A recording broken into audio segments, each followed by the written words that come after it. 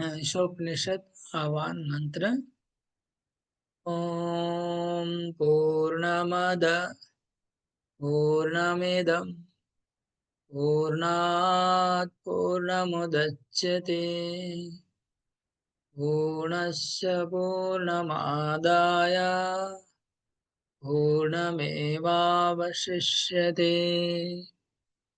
ओम पूर्णमद पूर्णमिदं पूर्णात् पूर्णमुदच्यते पूर्णस्य पूर्णमादाय पूर्णमेवावशिष्यते। ॐ पूर्णमद पूर्णमिदं पूर्णात् पूर्णमुदच्यते पूर्णस्य पूर्णमादाय पूर्णमेवावशिष्यते।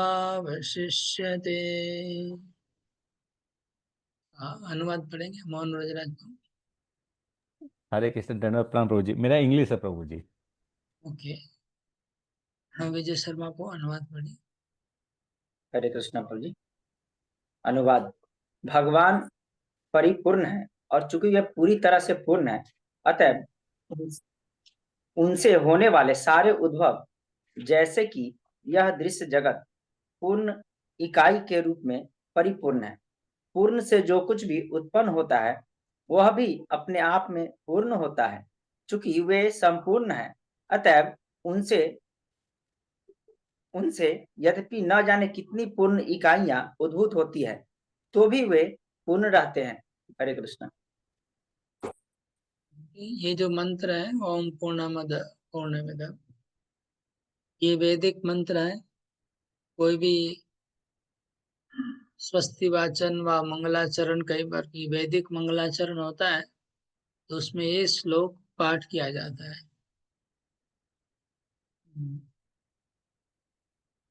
इस श्लोक का अर्थ है ओम।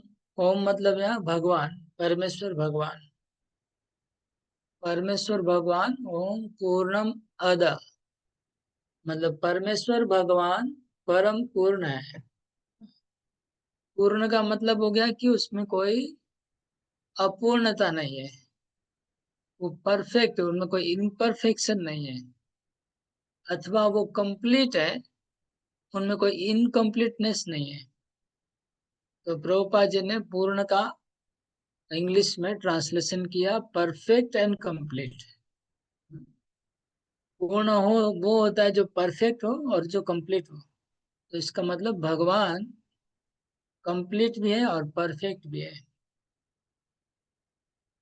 पूर्णमद पूर्णम इदम, ये जो जगत है जिसमें हम लोग वास कर रहे हैं, ये भी पूर्ण है, ये भी अपने आप में पूर्ण है।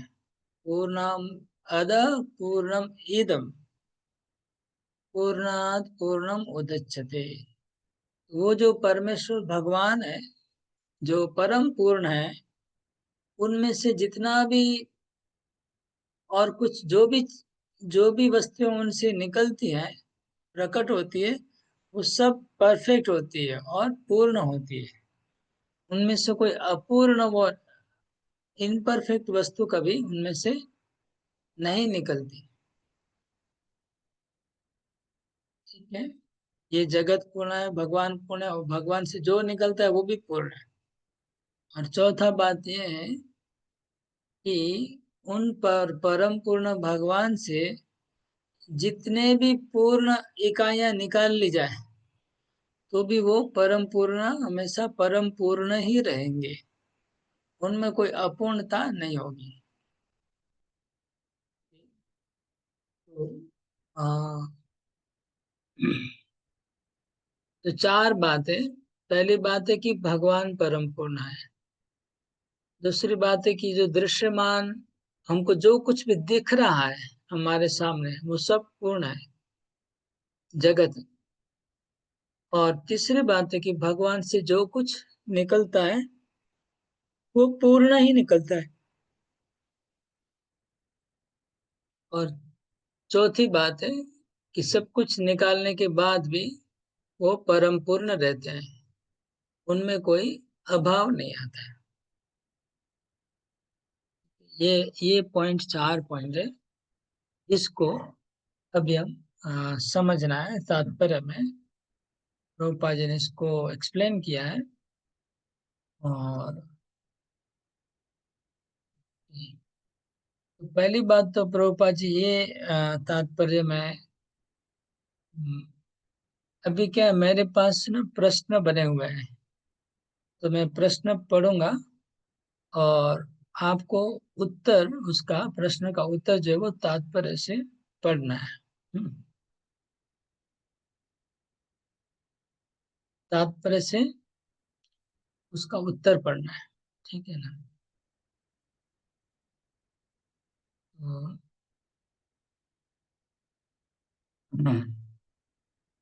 पहला प्रश्न है कि बताएं कि भगवान भगवान की सत्ता परम सत्य का पूर्ण प्रकाश है, कैसे? भगवान की सत्ता परम सत्य का पूर्ण प्रकाश है, कैसे? ओके, इसका उत्तर तात्पर्य में से पढ़िए, पहला पैराग्राफ में ही है उत्तर।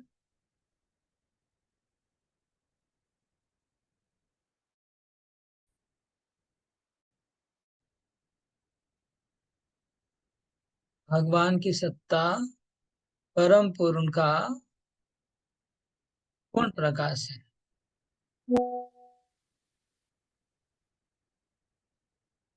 अभी तक नहीं मिला? हाँ, ओके।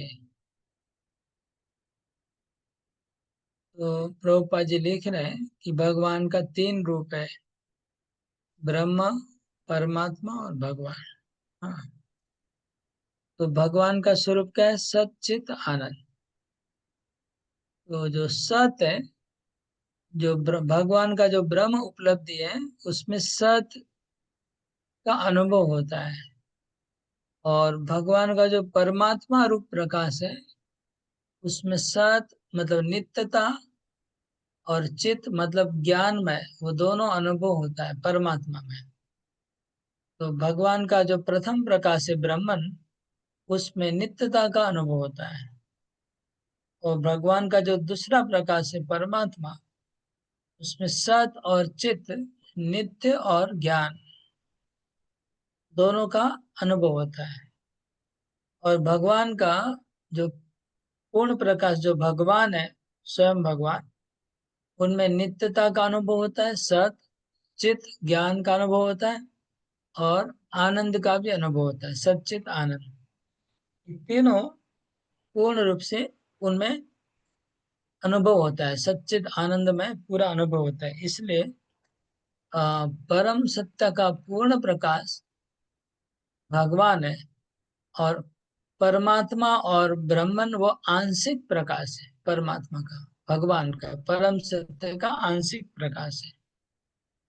ओके, तो आ, इसको समझ में आ गया। परम सत्य एक ही है, अलग अलग नहीं है, लेकिन उनको आंशिक रूप में अगर देखेंगे तो खाली ब्रह्मन नित्य, अनित्यता का अनुभव होगा। भगवान को और अच्छे से देखेंगे तो नित्यता और ज्ञान में दोनों का अनुभव हो जाएगा। और उसको अच्छे से देखेंगे तो आपको नित्य ज्ञान और आनंद में पूरा विग्रह उनका अनुभव होगा। इसके बारे में एक उदाहरण हमने दिया था कि 3 दोस्त थे, 3 मित्र थे, उनको वो लोग ट्रेन देखने जाते हैं। तो पहली बार ट्रेन आई थी, उनको ट्रेन क्या होती है पता नहीं था। तीनों मित्र ट्रेन देख के, फिर कौन ट्रेन देख के गांव में आकर के सबको, गांव वालों को बताएंगे कि ट्रेन कैसा होता है। तो सब लोग दौड़ के गए।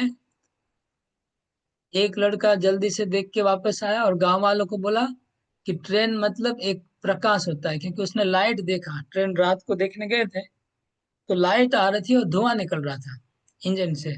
ट्रेन मतलब धुआं और लाइट। बहुत ज्यादा धुआं निकलता है और बहुत तेजी से लाइट आती है, आंख बंद हो जाती है, उस ऐसी होती है ट्रेन। वो पहला दोस्त ने बोला, दूसरा मित्र आया, वो देखा कि ट्रेन को, और वो देख के भाग के आया गांव में, बोला कि ट्रेन कैसी होती है, बोले सांप जैसी लंबी होती है।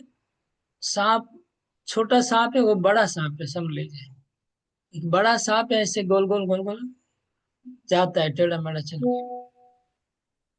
और जो तीसरा मित्र था वो देरी से आया वापस। वो क्या हुआ, वो स्टेशन में गया, ट्रेन को जांचाई किया और सब देख के फिर आया। बोला अरे ट्रेन में तो पूरा घर जैसा होता है, उसके अंदर बाथरूम होता है, उसके अंदर सोने का जगह होता है, वो पूरा एकदम हजारों यात्री को ले जाती है। तो तीनों ने ट्रेन देखा। हम्म, इसमें से कौन गलत है कौन सही है? हैं? कौन सा दोस्त गलत है कौन सा दोस्त सही है, बताइए। तीनों सही है प्रभु जी। सही तो तीनों ही है प्रभु जी। हाँ, तीनों सही है। एक ने क्या हुआ, जल्दीबाजी में निर्णय ले लिया कि ट्रेन कैसा है, और एक ने अच्छे से परखा तो ये इसी तरह से जो लोग बोलते हैं कि भगवान निर्विशेष निराकार है, वो भी सही है। समझ गए? उन्होंने भगवान को थोड़ा सा देखा और पहले पहले जल्दी से डिक्लेयर कर दिया, वेट नहीं किया। समझ गए?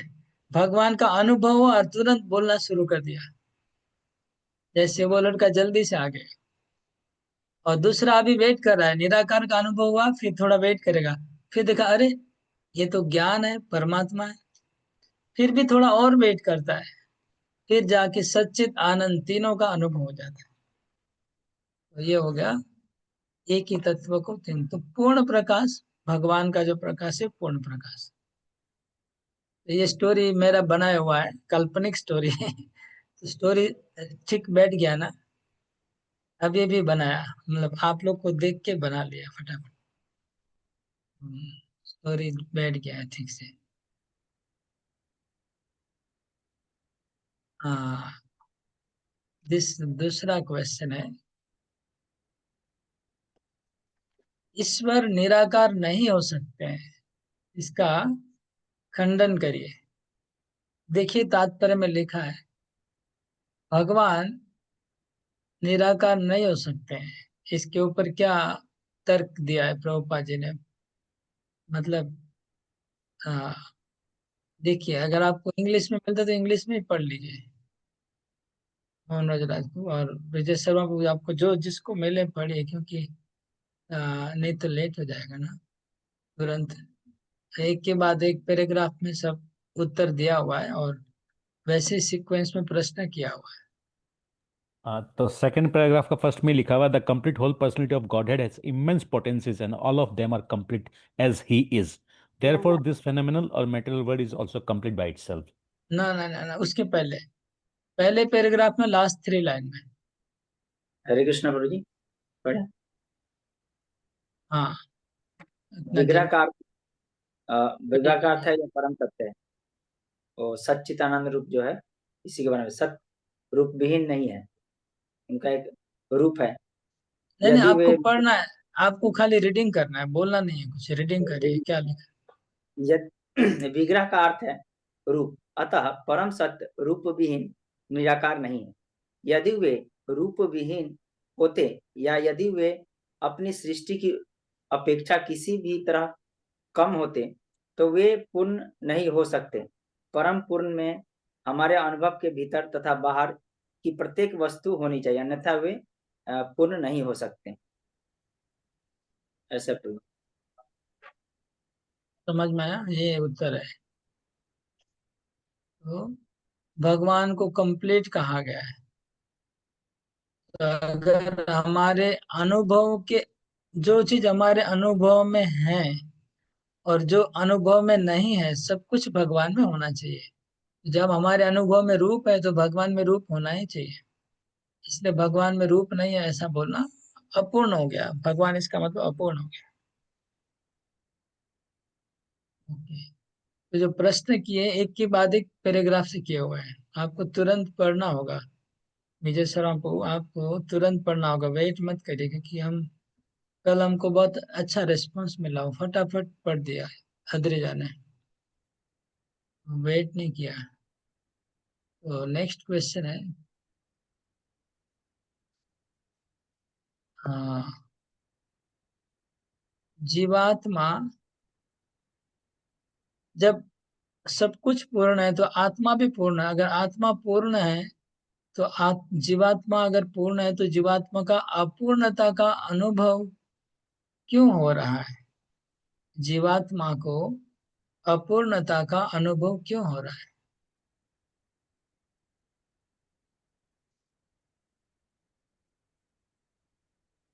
हम लोग सब अपूर्णता का अनुभव करते हैं।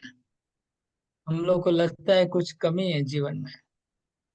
ऐसा क्यों है उसका तात्पर्य में, हाँ, मैं बताता हूँ कहाँ लिखा है।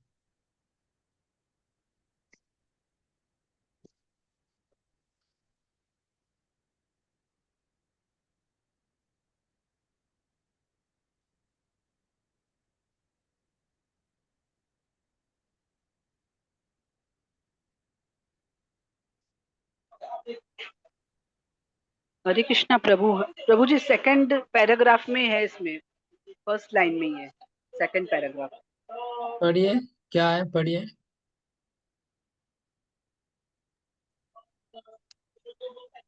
परम पूर्ण भगवान में अनंत शक्तियां होती है और वे सब की सब उन्हीं के समान पूर्ण होती है।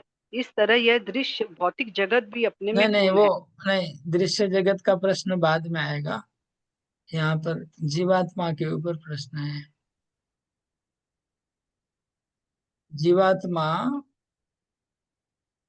अपूर्णता का अनुभव क्यों करती है? हरे कृष्णा प्रभु जी।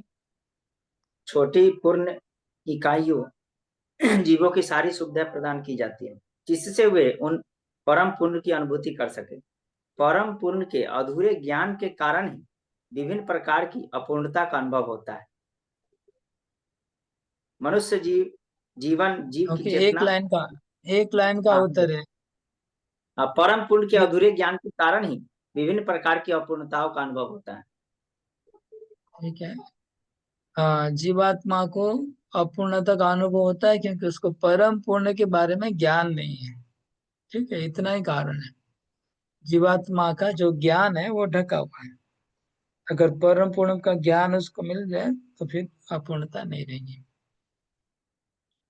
ओके, और एक प्रश्न है, ये ब्रह्मांड पूर्ण है, ये कैसे हम माने? हम लोग बोले कि परम भगवान पूर्ण है और ये जगत भी पूर्ण है, तो जगत कैसे पूर्ण हुआ? ये तात्पर्य से पढ़ के बताइए। बहुत डिटेल में बता, लिखा हुआ है ऑलरेडी आंसर। जगत को क्यों कंप्लीट कैसे हो गया? ये जो सेकंड पैराग्राफ में लिखा हुआ the 24 elements of which this material universe is a temporary manifest are complete adjust to the produce complete things necessary for the maintenance and substance of the universe. Right. आगे पढ़िए। No extraneous effort by any other unit is required for this maintenance. The universe has its own time fixed by the energy of the complete whole, and when that time is complete, this temporary manifestation will be annihilated by the complete arrangement of the law of the complete. तो ये है इस ब्रह्मांड की पूर्णता का second paragraph में। ब्रह्मांड कैसे पूर्ण है ये भी प्रभुपाद जी यहाँ बता रहे हैं। और एक पॉइंट जो मैंने प्रश्न नहीं बनाया है लेकिन मैं जस्ट बोल देता हूँ ऐसे ही।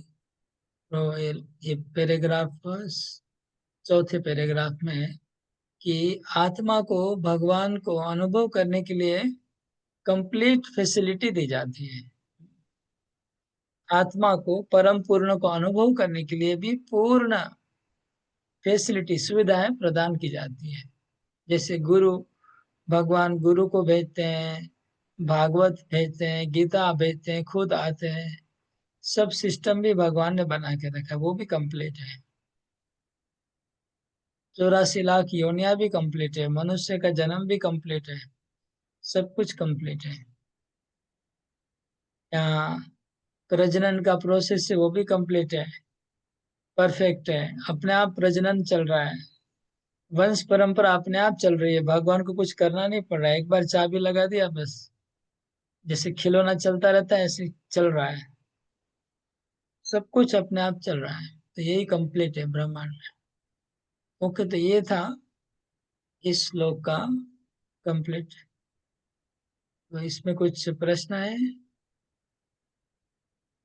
तो फिर से थोड़ा समझा देता हूँ कि परमेश्वर भगवान पूर्ण है। परमेश्वर भगवान परम पूर्ण है और ये जगत भी पूर्ण है। और भगवान से जो कुछ निकलता है वो पूर्ण है। जो कुछ निकलता है मतलब क्या? जैसे ब्रह्मांड वो भी पूर्ण है, वैकुंठ वो भी पूर्ण है, भगवान के जो अवतार है वो भी पूर्ण है, अंतरंगा शक्ति पूर्ण है, बहिरंगा शक्ति पूर्ण है, तटस्थ शक्ति पूर्ण है, जितनी भी शक्तियां हैं सब पूर्ण है। उसके बाद आ, पूर्णात पूर्णमुदच्यते पूर्णस्य पूर्णमादाय पूर्ण। भगवान से अगर पूर्ण को निकाल दिया जाए तो भी भगवान पूर्ण रहेंगे। इसका मतलब क्या? भगवान से असंख्य अवतार होते हैं, तो अवतार होने के बाद ऐसा नहीं कि भगवान में कोई कमी हो जाती है, ऐसा नहीं है। भगवान परम पूर्ण रहते हैं। अथवा भगवान गोलोक वृंदावन में लीला कर रहे हैं और उनका एक रूप पृथ्वी पे अवतार लेता है भौम वृंदावन में, तो भौम वृंदावन में आने से गोलोक वृंदावन में कृष्ण में कोई वजन कम नहीं जाता है, ठीक है ना, उनका वेट कम नहीं जाता है, वह उनमें कोई कमी नहीं आती है। भगवान जब अपने आप को 16,000 रूप में प्रकट कर लेते हैं तो ओरिजिनल कृष्ण में कोई कमी नहीं होती है, ओरिजिनल कृष्ण जैसे के वैसे ही रहेंगे। और अपने आप को 16,000 में प्रकाश कर दिए तो इसका मतलब ये नहीं कि ओरिजिनल कृष्ण में कमी हो गई, समझिए। जैसे एक गर्भवती माँ होगी, उसका वजन समझ लीजिए 100 किलो वजन है, तो बच्चे को जन्म देगी तो उसको 2 किलो कम हो जाएगा वजन, है ना, क्योंकि बच्चे का वजन कम हो गया, 1-1.5 किलो का बच्चा होता है। लेकिन भगवान के शरीर से चाहे कितना भी प्रकाश हो, उनमें कोई कमी नहीं होगी, वो वैसा कॉन्सेप्ट नहीं है। तो इसलिए परम पूर्ण है भगवान, इसलिए लिखा है कि पूर्ण से पूर्णमादाय पूर्णमेवावशिष्यते। चाहे कितना भी पूर्ण उनसे निकलता रहे वो पूर्ण ही रहेंगे। भौतिक जगत में ये समझ में नहीं आएगा। एक समुन्द्र से आप अगर एक लोटा पानी निकालेंगे तो समुद्र में 1 लोटा कम होगा, भले दिखेगा नहीं लेकिन कम हो गया 1 लोटा। लेकिन भगवान से कुछ कम नहीं होगा, चाहे कुछ भी निकाला जाए, भगवान भगवान में हमेशा रहेंगे।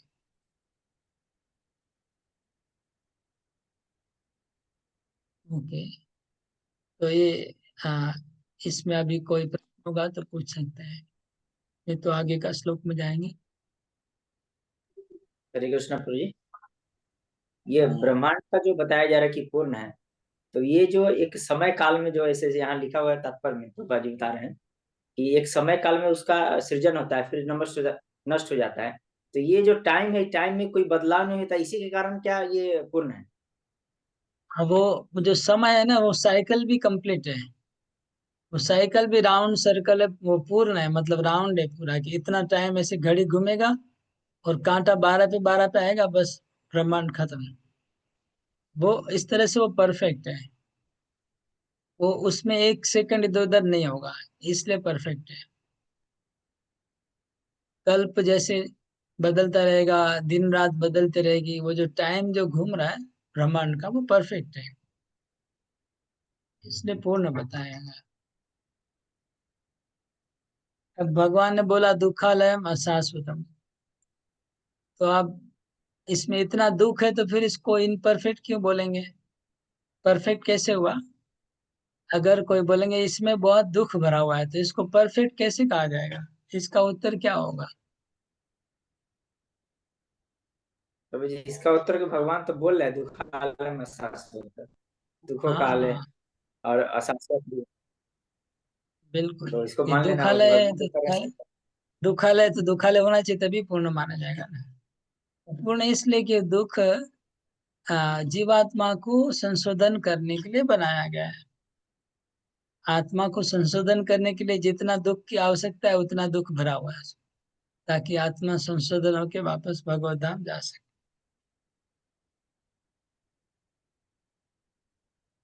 वो भी कंप्लीट है। उतना ही दुख का सिस्टम बनाए ताकि आत्मा सुधर जाए।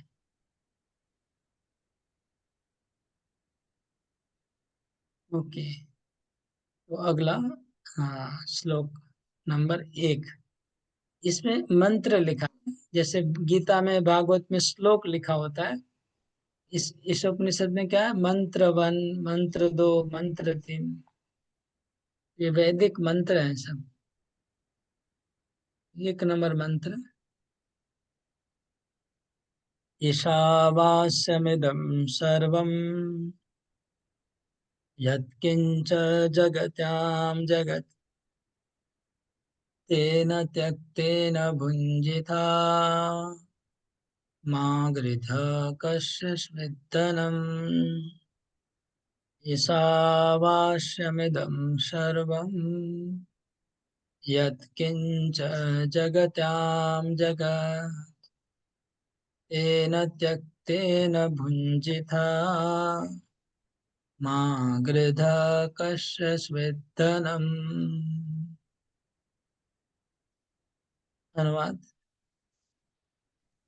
हरे कृष्ण।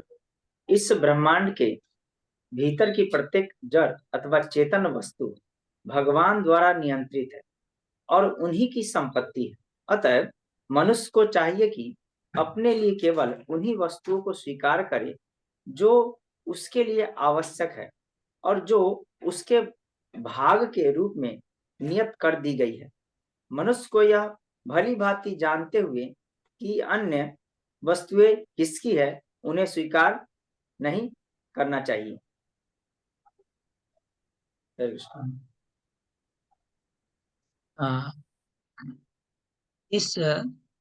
इस उपनिषद का नाम पड़ा ईशोपनिषद। ये इसी श्लोक से इसका ईशोपनिषद नाम पड़ा है, क्योंकि ये जो वो पहला जो वो तो आह्वान मंत्र था, वो जनरल था, लेकिन मंत्र 1 जो है उसमें क्या लिखा है? ईशावास्यम। ईशावास्यम से इसका नाम ईशोपनिषद पड़ा है। और इसको कुछ लोग ईशावास्य उपनिषद भी कहते हैं। तो ईशावास्य का अर्थ क्या है? ईश मतलब ईश्वर, आवास्यम, आवासम का अर्थ है कि भगवान मालिक है और भगवान नियंत्रण करने वाला है। और किसके? इदम सर्वम। इदम सर्वम मतलब ये सारा जगत।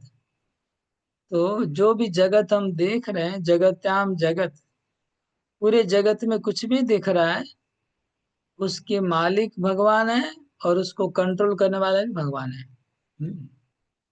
आप कहीं जंगल में गए और जंगल में समझ लीजिए एक बोरा आम पड़ा हुआ है, वहाँ एक बोरा सोने का कुछ गहना पड़ा हुआ है, तो आपको क्या लगेगा? अरे ये तो जंगल में पड़ा हुआ है, इसका तो कोई मालिक नहीं है। जंगल में क्यों पड़ा है? कोई मालिक नहीं है, चलो इसको हम घर पे ले जाते हैं। क्योंकि इसका कोई मालिक होता तो जंगल में थोड़ी फेंक के रख देता। तो जंगल में अगर बोरा पड़ा है सोना का भरा हुआ, लेकिन उसका मालिक भगवान है और भगवान उसको नियंत्रण भी कर रहे हैं, तो इसलिए। लेकिन मनुष्य क्या है? गृध है। गृध, इसमें गृध शब्द है, देखिए नीचे, माँ गृध कस्य स्विद्धनम। गृध, गृध मतलब मनुष्य ग्रीडी है। यहाँ संस्कृत और इंग्लिश मिक्स हो गया, देखिए। तो मनुष्य बहुत ग्रीडी है, गृध है। क्यों? कैसे गृध है? जो मनुष्य देखता है कि अरे जंगल में इतने वृक्ष है, इसका कोई मालिक नहीं है, तो चलो वृक्ष को काटो और इसको कुछ काम में लगाया जाए, हमारे लिए ही बना हुआ है।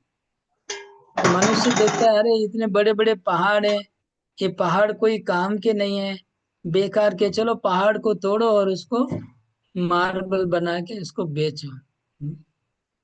फिर मनुष्य देखता है कि अरे जमीन के अंदर से चलो जितना ज्यादा तेल वेल निकालो। तो यहाँ पर शांति नहीं होती है, वो आकाश में इतने अच्छे अच्छे तारे दिख रहे हैं। चलो आकाश में हम लोग चंद्रमा में जाएंगे, मंगल पे जाएंगे, और वहां पर का जमीन बेचना शुरू कर देते हैं। ये ग्रिड है, मनुष्य क्या है, ग्रिड है। ग्रिड, जो कुछ दिखता है उसको लगता है मेरे भोग के लिए बना हुआ है। मनुष्यों के लिए सब कुछ बना है। मछलियां भी मनुष्य के लिए बनी है, मनुष्य को खाने के लिए। बकरियां भी मनुष्य के लिए, मुर्गी भी मनुष्य के लिए बनी है। सब कुछ मनुष्य के लिए बना हुआ है। और किसी को जीने का अलग कोई मतलब, प्रकृति खाली उनको लगता है कि मनुष्य के लिए बनी है, लेकिन दूसरे जीव के लिए भी प्रकृति बनी है, वो उनको दिमाग में नहीं बैठता है। इसलिए ये ईशावास्य उपनिषद बहुत इंपॉर्टेंट है। ये ईशावास्य उपनिषद कहती है कि तुमको जो कुछ दिखता है उसके मालिक तुम नहीं हो, मालिक कोई और है। तुमको कितना चाहिए? तेन त्यक्तेन भुंजीथा, तुमको जो बराब्द किया गया है उतना ही तुम भोग करो, और इधर उधर मत देखो। तुमको अगर मनुष्य को बोला कि ठीक है तुम रोटी खा सकते हो, चावल सा खा सकते हो, सब्जी खा सकते हो, तो उतने में रखो कंट्रोल। तुमको पृथ्वी दे दिया तो पृथ्वी में रहो। तो अभी चांद पे उधर उधर चक्कर मारने की कोशिश क्यों कर रहे हैं? इधर उधर दूसरे पशु को मारने की कोशिश क्यों कर रहे हैं? तो ये जो है, ये माँ गृध कश्य स्विदनम। तो ये श्लोक इतना स्ट्रोंग है। पहला बात लिखा है ईशावास्यम इदम सर्वम।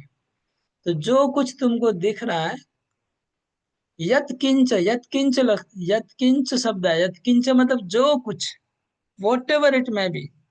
वो चाहे एक राख हो तो राख का भी तुम्हारा अधिकार नहीं है, वो उसमें भी भगवान का कुछ प्लान है।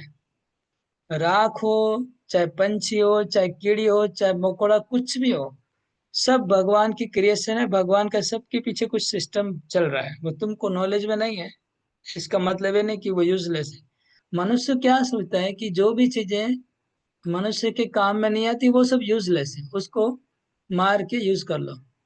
जो काम में नहीं आ रही, तो कीड़ी कोई काम में नहीं आ रही, तो इसका मतलब कीड़ी का बेकार सिस्टम बेकार है उसका, ऐसा सोचते हैं। तो ये नहीं है। ईशावास्यम इदम सर्वम यत्किंच जगत्याम जगत। इस जगत में जो कुछ है भगवान उनके मालिक है और नियंत्रण, भगवान ने उनको जन्म दिया है, भगवान का प्लान है उनके पीछे। तुम्हारा क्या, तेन तेना भुंजी था, भुंजी था मतलब खाओ, भुंजी था मतलब भोजन करो। क्या, तुमको जो दिया गया वही भोजन करो। फिर क्या बोलते, माँ गृध कस्य स्वित धनम। धनम मतलब प्रॉपर्टी, संपत्ति। तो दूसरे की संपत्ति को हड़पने का कोशिश मत करो। ये अनुवाद बहुत ही मतलब क्या बोलो, सॉफ्ट लिखा है। स्वीकार नहीं करना चाहिए, स्वीकार नहीं करना चाहिए नहीं, श्लोक में लिखा है हड़पना नहीं चाहिए। श्लोक में लिखा है कि हड़पना नहीं चाहिए दूसरे की संपत्ति को। और हिंदी अनुवाद क्या किया लिया, स्वीकार नहीं करना चाहिए। स्वीकार तुमको देगा तभी तो तुम अस्वीकार करोगे। ये तो उनको दिया नहीं जा रहा है, हड़प रहे हैं मनुष्य। तो श्लोक कहता है कि माँ गृध कस्य स्वित धनम, दूसरे की संपत्ति को हड़पने का कोशिश मत करो। तो लेकिन मनुष्य वही कर रहा है। तो ईशोपनिषद मनुष्य की, मानव समाज की जो अभी थिंकिंग है ना, उसके ऊपर तमाचा मार रहा है ये ग्रंथ। इसलिए वैदिक युग में लोग शास्त्र पढ़ते थे, इसलिए वो लोग सभ्य थे, क्योंकि उनको पता था कि ऐसा लिखा है इस उपनिषद में कि हमको दूसरे किसी का दखल नहीं करना है। तो माँ गृध कश्यश्वित धनम, दूसरे की संपत्ति को दखल मत करो। या दूसरे की संपत्ति मतलब गाय की संपत्ति को दखल नहीं करना है, भैंस की संपत्ति को दखल नहीं करना है, बाघ की संपत्ति, शेर की संपत्ति, पंछी की संपत्ति, चंद्रमा पर रहने वाले की लोग, उनके उधर भी कोई रहते हैं, उनका संपत्ति को दखल नहीं करना है। ये इसका अर्थ है। इसलिए ये प्रभुपाद जी ने इसके ऊपर बहुत ही जोर दिया है, इस श्लोक के ऊपर, ईशावास्य में। बहुत जगह प्रभुपाद जी ने इसको कोट भी किया है। प्रभुपाद जी कह रहे कि ईशोपनिषद पूरे पृथ्वी के संपत्ति का मालिकाना का डॉक्यूमेंट है। प्रभुपाद जी ने ईशोपनिषद को कहा कि लीगल डॉक्यूमेंट है ब्रह्मांड का। कि इसका मालिक कौन है। ये ईशोपनिषद, क्योंकि वैदिक मंत्र है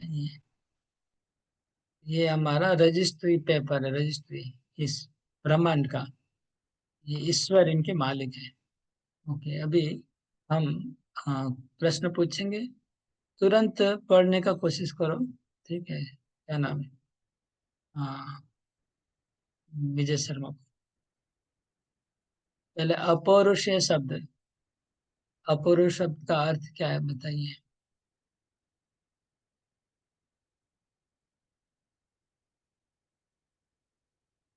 इतना देरी नहीं होना चाहिए, पहले ही लाइन में लिखा है। हरे प्रश्न कृष्ण। एकदम The words सीधा। spoken by the Lord are called Apurusha. जाना क्या बात है, साउंड कट गया। भगवान द्वारा उच्चारित शब्द अपौरुषेय कहलाते हैं।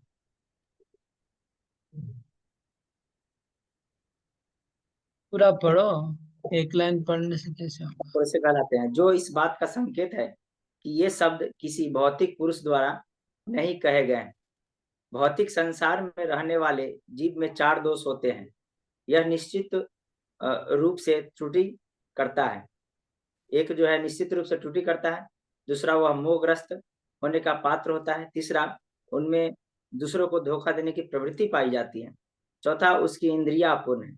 इन 4 अपूर्णताओं से युक्त कोई भी मनुष्य पूर्ण ज्ञान प्रदान नहीं कर सकता है। वेद ऐसे अपूर्ण प्राणी द्वारा तैयार नहीं किए गए हैं। वैदिक ज्ञान सर्वप्रथम भगवान द्वारा प्रथम सृजित जीव ब्रह्मा के हृदय में प्रदान किया गया और ब्रह्मा ने इस ज्ञान को आगे अपने पुत्रों तथा शिष्यों में प्रसारित किया, जो इस ज्ञान को अनादिकाल से हस्तांतरित करते चले आ रहे हैं। हरे कृष्ण।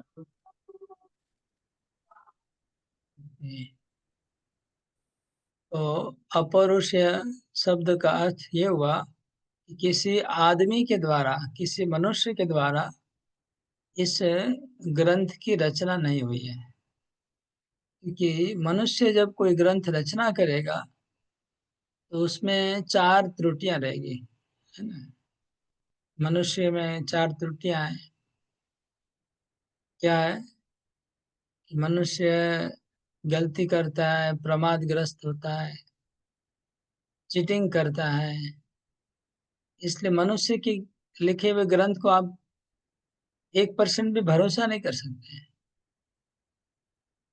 उसमें इतनी सारी प्रॉब्लम है, इसलिए उनको भरोसा नहीं कर सकते।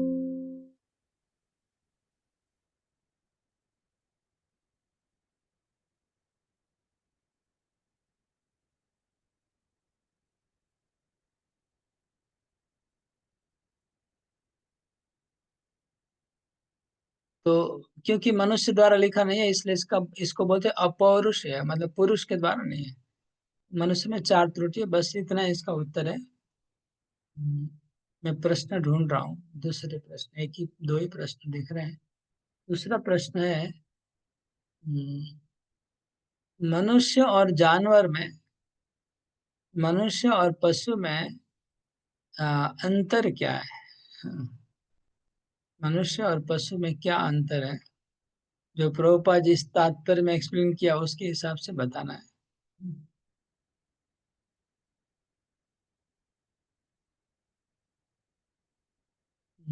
ये एकदम नीचे है।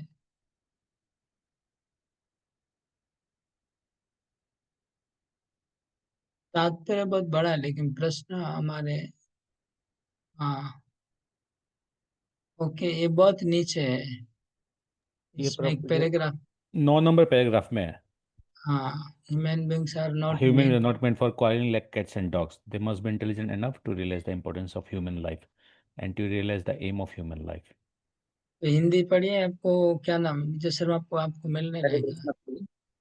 मनुष्य कुत्ते बिल्लियों की तरह लड़ने झगड़ने के निमित्त नहीं बने हैं। उन्हें इतना बुद्धिमान तो होना ही चाहिए कि वे मानव जीवन की महत्ता एवं उद्देश्य को समझ सके। वैदिक साहित्य मानव समाज के लिए है, न कि कुत्ते बिल्लियों के लिए। कुत्ते बिल्लियां अपने भोजन के लिए किसी पाप के भागी बने बिना अन्य पशुओं का वध कर सकते हैं, किंतु यदि कोई मनुष्य अपने अनियंत्रित स्वाद ग्रंथियों की तुष्टि के लिए किसी पशु का वध करता है तो वह प्रकृति के नियमों को तोड़ने के लिए उत्तरदायी होता है, फलस्वरूप उसे दंडित होना पड़ेगा। आगे का पैराग्राफ कंटिन्यू। मनुष्यों के लिए मानक पशुओं पर लागू नहीं किया जा सकता है। बाघ न तो चावल या गेहूं खाता है, न गाय का दूध पीता है, क्योंकि उसके लिए पशु मांस के रूप में भोजन नियत किया गया है। अनेक पशुओं तथा पक्षियों में से कुछ तो शाकाहारी है और अन्य मांसाहारी, लेकिन इनमें से कोई एक भी प्रकृति के नियमों का उल्लंघन नहीं करता है, जो कि भगवान की इच्छा अनुसार बने हैं। पशु पक्षी सरीसृप तथा अन्य निम्न योनि वाले जीव प्रकृति के नियमों का कड़ाई से पालन करते हैं, अतः न तो वे उनके लिए पाप का प्रश्न उठता है, न ही वैदिक उपदेश उनके लिए बने हैं।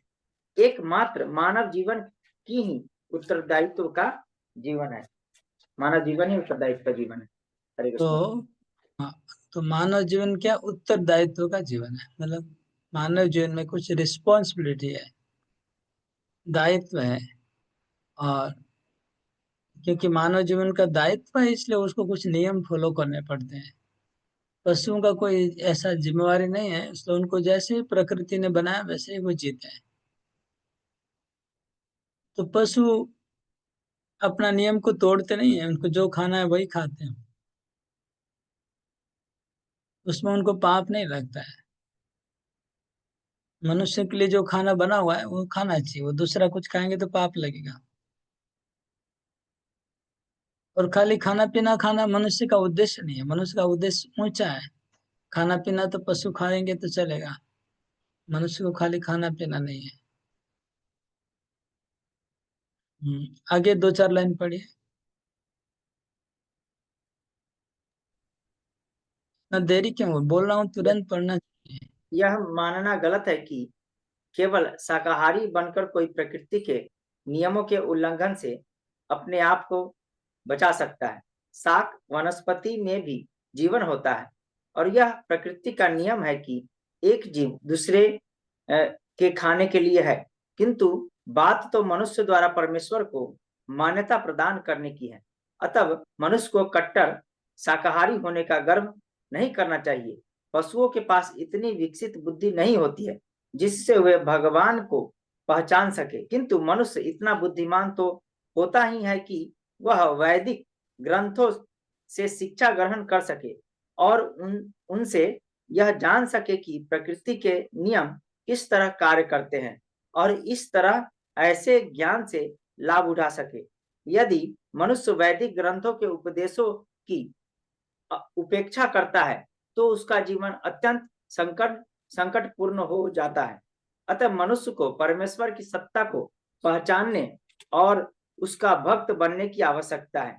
उसे हर वस्तु भगवान की सेवा में अर्पित कर देनी चाहिए और उनको अर्पित किए गए भोजन का बचा हुआ भाग प्रसाद ही ग्रहण करना चाहिए। इससे वह अपने कर्तव्य का भली भांति पालन कर सकेगा। भगवत गीता 9.36 में। ठीक है, ठीक है। तो प्रभुपाद जी बोले खाली वेजिटेरियन बनना सफिशिएंट नहीं है। हाँ, खाली मनुष्य को दूसरे जीव का खाना नहीं खाना चाहिए, उतना काफी नहीं है। उनको भगवान को ऑफर करके प्रसाद पाना चाहिए। तो मनुष्य जीवन का उद्देश्य है कि भगवान को पहचानना, भगवान को स्वीकार करना और उनकी भक्ति करना। खाली खाली वेजिटेरियन बनना उद्देश्य नहीं है।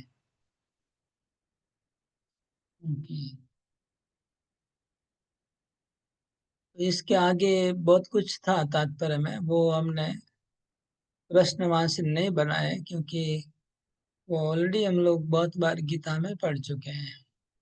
भगवान की 3 प्रकार की शक्ति का वर्णन है, अंतरंगा, बहिरंगा और तटस्था। उसको स्किप किया हमने।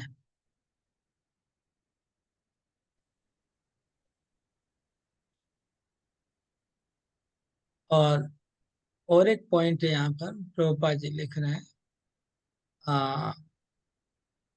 पृथ्वी में 2 बड़ा ग्रुप के बीच में झगड़ा चल रहा है। एक है कम्युनिस्ट पार्टी और एक कैपिटलिस्ट पार्टी। ये हिंदी में ये पैराग्राफ पढ़िए, मॉडर्न सोसाइटी हरे क्या से कृष्ण। आधुनिक समाज में श्रमिकों तथा पूंजीपतियों में सदैव एक बड़ा झगड़ा चलता रहता है। इस झगड़े ने अंतर्राष्ट्रीय रूप धारण कर लिया है और विश्व संकट में है। मनुष्य एक दूसरे को शत्रुता बरतते हैं और कुत्ते बिल्लियों की तरह घुराते हैं। श्री ईशोपनिषद कुत्ते बिल्लियों को उपदेश नहीं दे सकती, लेकिन यह मनुष्य को प्रामाणिक आचार्यों के माध्यम से ईश्वर का संदेश प्रदान कर सकती है। मानव जाति को चाहिए कि ईशोपनिषद के इस वैदिक ज्ञान को ग्रहण करे और भौतिक स्वामित्व के लिए न झगड़ा न करे। मनुष्य को भगवान की कृपा से जो भी सुविधाएं प्राप्त हो उन्हीं से संतुष्ट रहना चाहिए। यदि साम्यवादी या पूंजीपति या कोई अन्य दल प्राकृतिक संसाधनों पर स्वामित्व जताता है तो शांति स्थापित नहीं हो सकती, क्योंकि ये सब पूर्णतः भगवान की संपत्ति है। न तो पूंजीपति साम्यवादियों को केवल राजनीतिक चालों से दबा सकते हैं, न ही साम्यवादी पूंजीपतियों को केवल चुराई हुई रोटी के लिए लड़कर उन्हें हरा सकते हैं। यदि वे पूर्ण पुरुषोत्तम भगवान के स्वामित्व को स्वीकार नहीं करते तो वह सारी संपत्ति जिसे वे अपनी होने का दावा करते हैं चुराई हुई है। फलस्वरूप उन्हें प्रकृति के नियमों के द्वारा दंडित होना पड़ेगा। नाभिकीय बम साम्यवादियों तथा पूंजीपतियों दोनों के ही पास है, और यदि ये दोनों परमेश्वर के स्वामित्व को नहीं मानते तो यह निश्चित है कि ये बम अंतर्गतवा दोनों पक्षों का विनाश कर देंगे। अतएव अपने आप को बचाने तथा विश्व में शांति लाने के लिए दोनों पक्षों को ईशोपनिषद के उपदेशों का अनुसरण करना चाहिए। ओके, तो पूंजीवादी और साम्यवादियों का क्या फिलोसफी होता है पता है आप लोगों को? पूंजीवादी क्या मानते हैं और साम्यवादी क्या मानते हैं? किसी को पता है तो बोलिए। पूंजीवादियों का फिलोसफी क्या है और साम्यवादी का मतलब कैपिटलिस्ट लोगों का आइडिया क्या है, और श्रमिक वर्ग का आइडिया क्या है, कम्युनिस्ट का आइडिया क्या है? कम्युनिस्ट का क्या आइडिया होता है और कैपिटलिस्ट का आइडिया क्या होता है पता है आप लोगों को? क्योंकि आप लोग तो कलकत्ता में रहते हैं, बंगाल में, वहां पर 30 साल कम्युनिस्ट पार्टी का शासन था बंगाल में। पूरे इंडिया में कहीं नहीं था इतना कम्युनिस्ट, एकमात्र बंगाल है इसमें 30 साल कम्युनिस्ट पार्टी ने शासन किया। तो आप लोग को तो पता होना चाहिए कम्युनिस्ट पार्टी क्या होता है। हरे बताइए। कृष्णा प्रभु जी। प्रभु जी, कम्युनिस्टों का एक ही वो है, अवधारणा है कि वो जो है सबको एक समान कर देना चाहते हैं, चाहे वो श्रमिक हो, चाहे वो मालिक हो, चाहे राजा हो, सबको एक समान करने का उनका दृष्टिकोण है। राइट, परफेक्ट है। तो कम्युनिस्ट व साम्यवादी का कहना है कि कोई किसी के पास ज्यादा पैसा नहीं होना चाहिए। मतलब किसी के पास समझ लीजिए 10 अरब है और एक आदमी के पास खाली 1-2 लाख की झोपड़ी है, तो 10 अरब वाले का तोड़ दीजिए, तोड़ने से आप 100 आदमी का पैसा बन जाएगा। एक आदमी का पैसा भंडारा तोड़ देंगे, भंडा फोड़ देंगे एक आदमी का, तो क्या होगा, उससे 100 आदमी का पेट भर जाएगा। ये इनका थियोलॉजी फिलोसफी है कम्युनिस्ट वालों का। कैपिटलिस्ट वाले को क्या है पता है?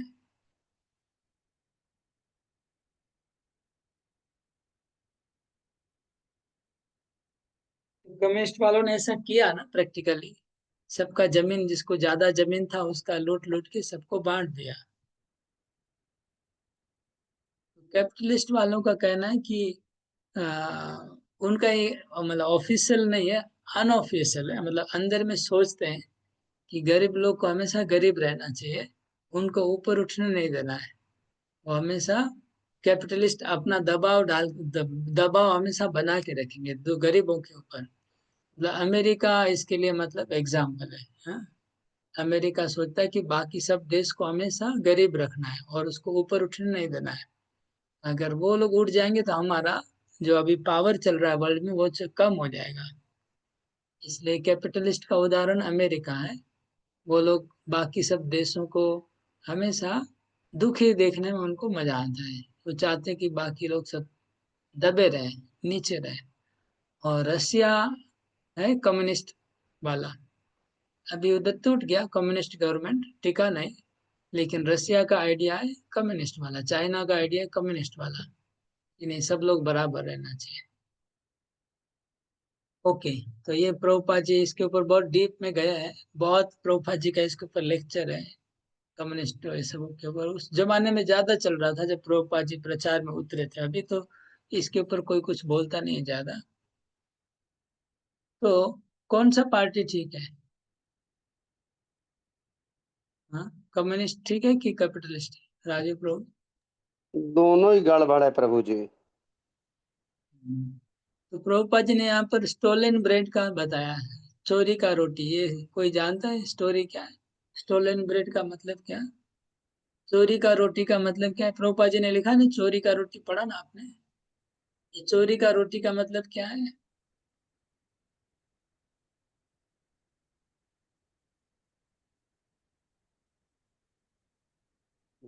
प्रभु जी ये तो भगवान का संपत्ति है और इसको ये लोग आपस में करते चोरी का रोटी इसीलिए सब कर रहे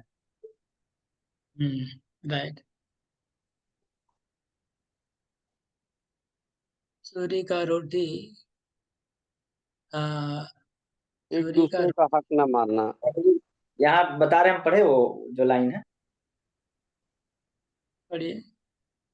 यदि वे पूर्ण पुरुषोत्तम भगवान के स्वामित्व को स्वीकार नहीं करते तो सारी संपत्ति जिसे वे अपनी होने का दावा करते हैं चुराई हुई है।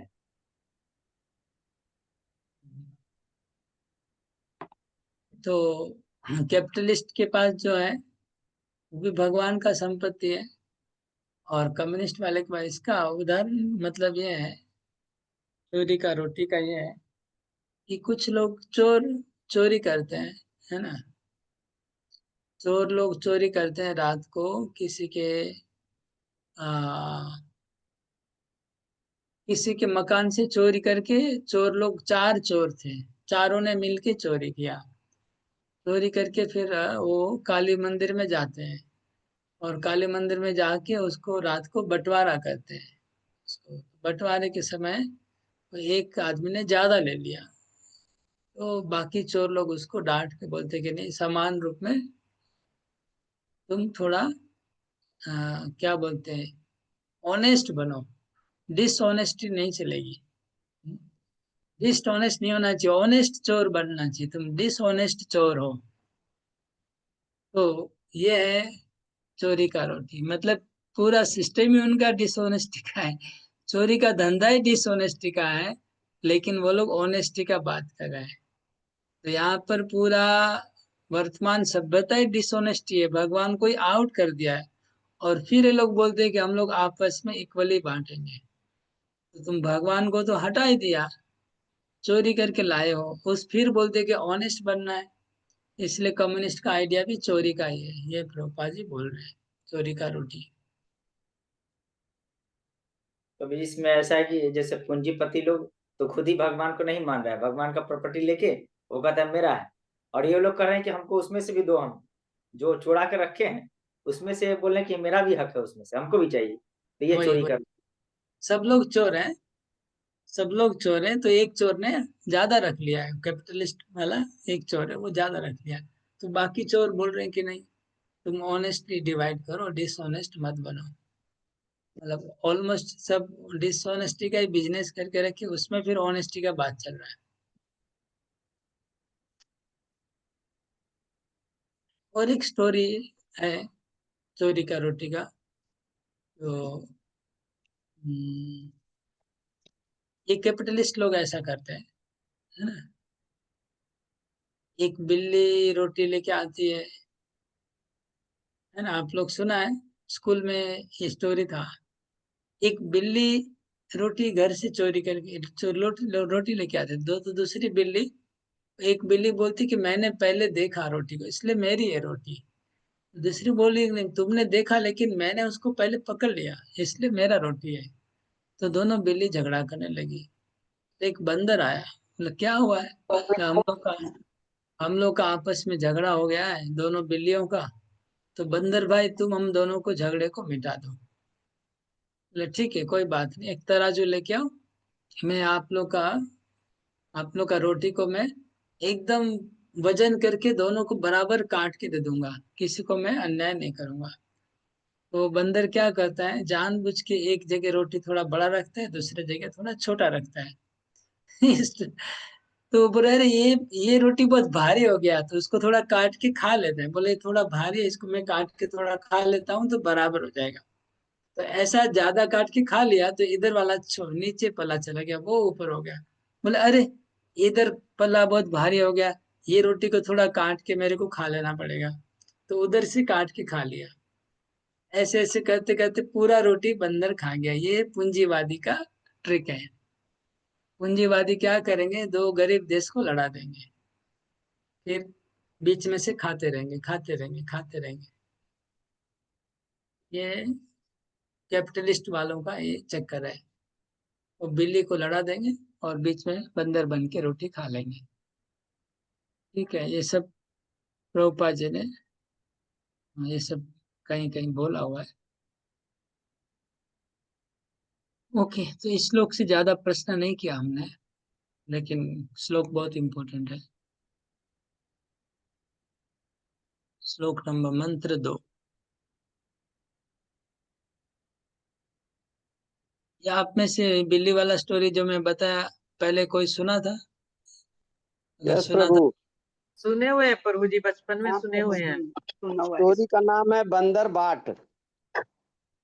बंदर बाट। चालाक बंदर। लेकिन भूल गए थे ना स्टोरी। यस चालाक प्रभु। चालाक बंदर सुने थे प्रभु जी। हम भूल गए थे ना स्टोरी पूरा। यस प्रभु। बस आप बोले तो याद आ गया पूरा प्रभु जी, चलिए। हाँ, आ गया पूरा।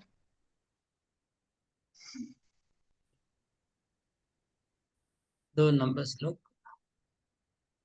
कुर्वन्नेवेह कर्माणि जिजीविषेत् सदं क्षमा, एवं त्वयि नान्यथेतोऽस्ति न कर्म लिप्यते नरे। एवं कुर्वन्नेवेह कर्माणि जिजीविषेत् सदं क्षमा, एवं त्वयि नान्यथेतोऽस्ति न कर्म लिप्यते नरे। यदि मनुष्य इस प्रकार निरंतर कार्य करता रहे तो वह सैकड़ों वर्षों तक जीने की आकांक्षा कर सकता है, क्योंकि इस प्रकार का कार्य उसे कर्म के नियम से नहीं बांधेगा। मनुष्य के लिए इसके अतिरिक्त कोई दूसरा मार्ग नहीं है। हरे कृष्ण। तो इस उपनिषद कहता है कि अगर मनुष्य को 100 साल जीना है सुख से, और जीने के बाद बंधन नहीं पड़े ऐसा करना है, मतलब सुख से जीना है, मतलब हैप्पी लाइफ। अगर उनको 100 साल एंजॉय करना है मनुष्य जीवन को, तो एंजॉय कर सकता है। उसको 1 नंबर श्लोक को फॉलो करके एंजॉय कर सकता है, तो बंधन नहीं होगा। इस उपनिषद का है क्योंकि भगवान ने संसार को हमारे लिए बनाया है, मनुष्य के लिए बनाया है, सबके लिए बनाया है।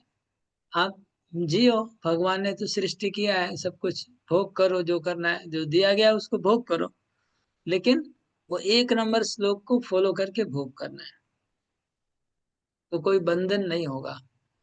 1 नंबर श्लोक क्या, ईशावास्यम इदम सर्वम, उसके हिसाब से जीने में कोई भगवान को हर्ज नहीं है। तो ऐसे ही सबको जीना चाहिए। तो मनुष्य को जीवन कैसे जीना चाहिए वो गाइडलाइन इस उपनिषद दे रहा है। तो वैदिक उपनिषदें कितनी, वैदिक मंत्र, वैदिक उपदेश कितना मनुष्य समाज के लिए जरूरी था, आप कल्पना कर सकते हैं। खाली 2-4 श्लोक में इतना कुछ हम लोग को मिल गया। तो पूरा अगर वेद पढ़ेंगे तो क्या क्या उसमें होगा उपदेश। प्रश्न है इस श्लोक से। ओके, कर्म अकर्म विकर्म, ये 3 का डेफिनेशन है, पढ़िए तात्पर्य से।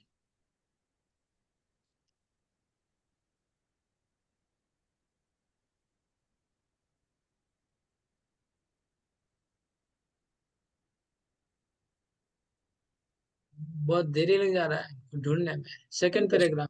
हरे सुन नहीं पाए प्रभु जी ठीक। हरे कृष्णा।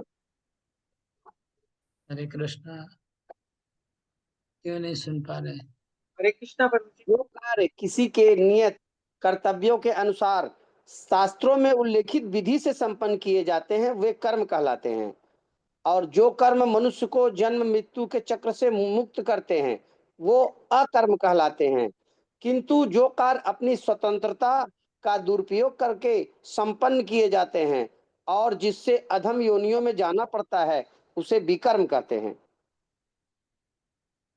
ओके, आगे 2-4 लाइन पढ़िए।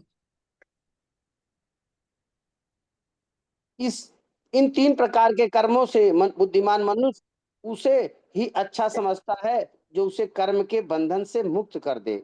सामान्य लोग प्रसिद्धि प्राप्त करने के उद्देश्य से तथा इस संसार में या स्वर्ग में उच्चतर जीवन स्तर प्राप्त करने के उद्देश्य से अच्छा कार्य करते हैं, लेकिन अधिक उन्नत लोग कर्म तथा कर्म के फल से सर्वथा मुक्त होना चाहते हैं।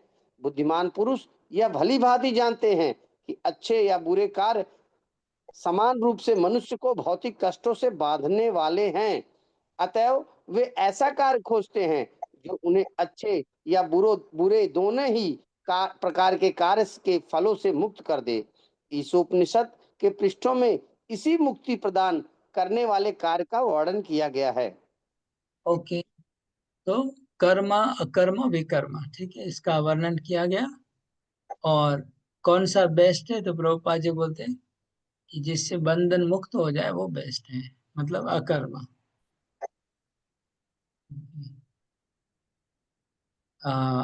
नेक्स्ट क्वेश्चन है, विस्तृत इंद्र तृप्ति क्या है? विस्तृत इंद्र तृप्ति क्या है? देखिए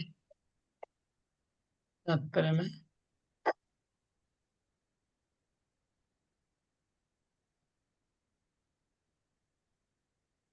एक्सटेंडेड सेंस ग्रेटिफिकेशन।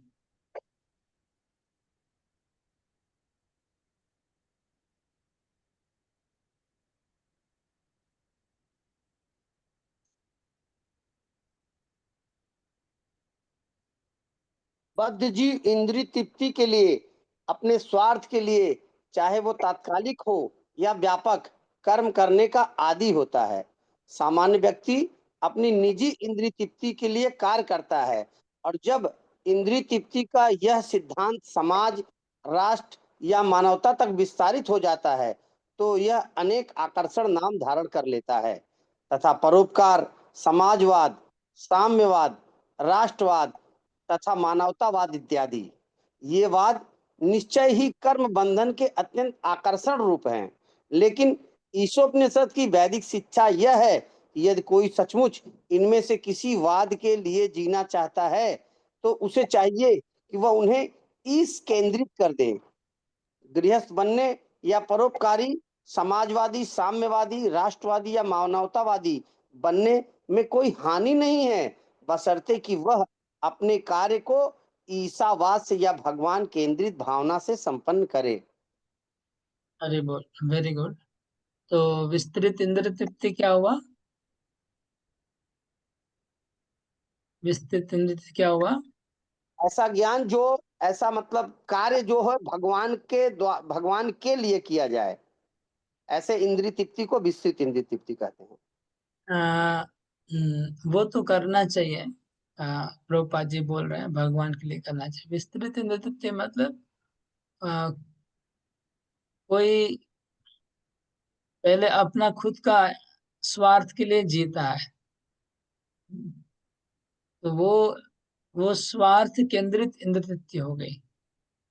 लेकिन जब कोई परिवार के लिए, समाज के लिए, मानवता के लिए काम करता है तो उसको विस्तृत इंद्र तृप्ति कहते हैं। मतलब वो भी इंद्र तृप्ति ही है, वो भी इंद्र तृप्ति है, लेकिन वो बड़ी इंद्र तृप्ति है।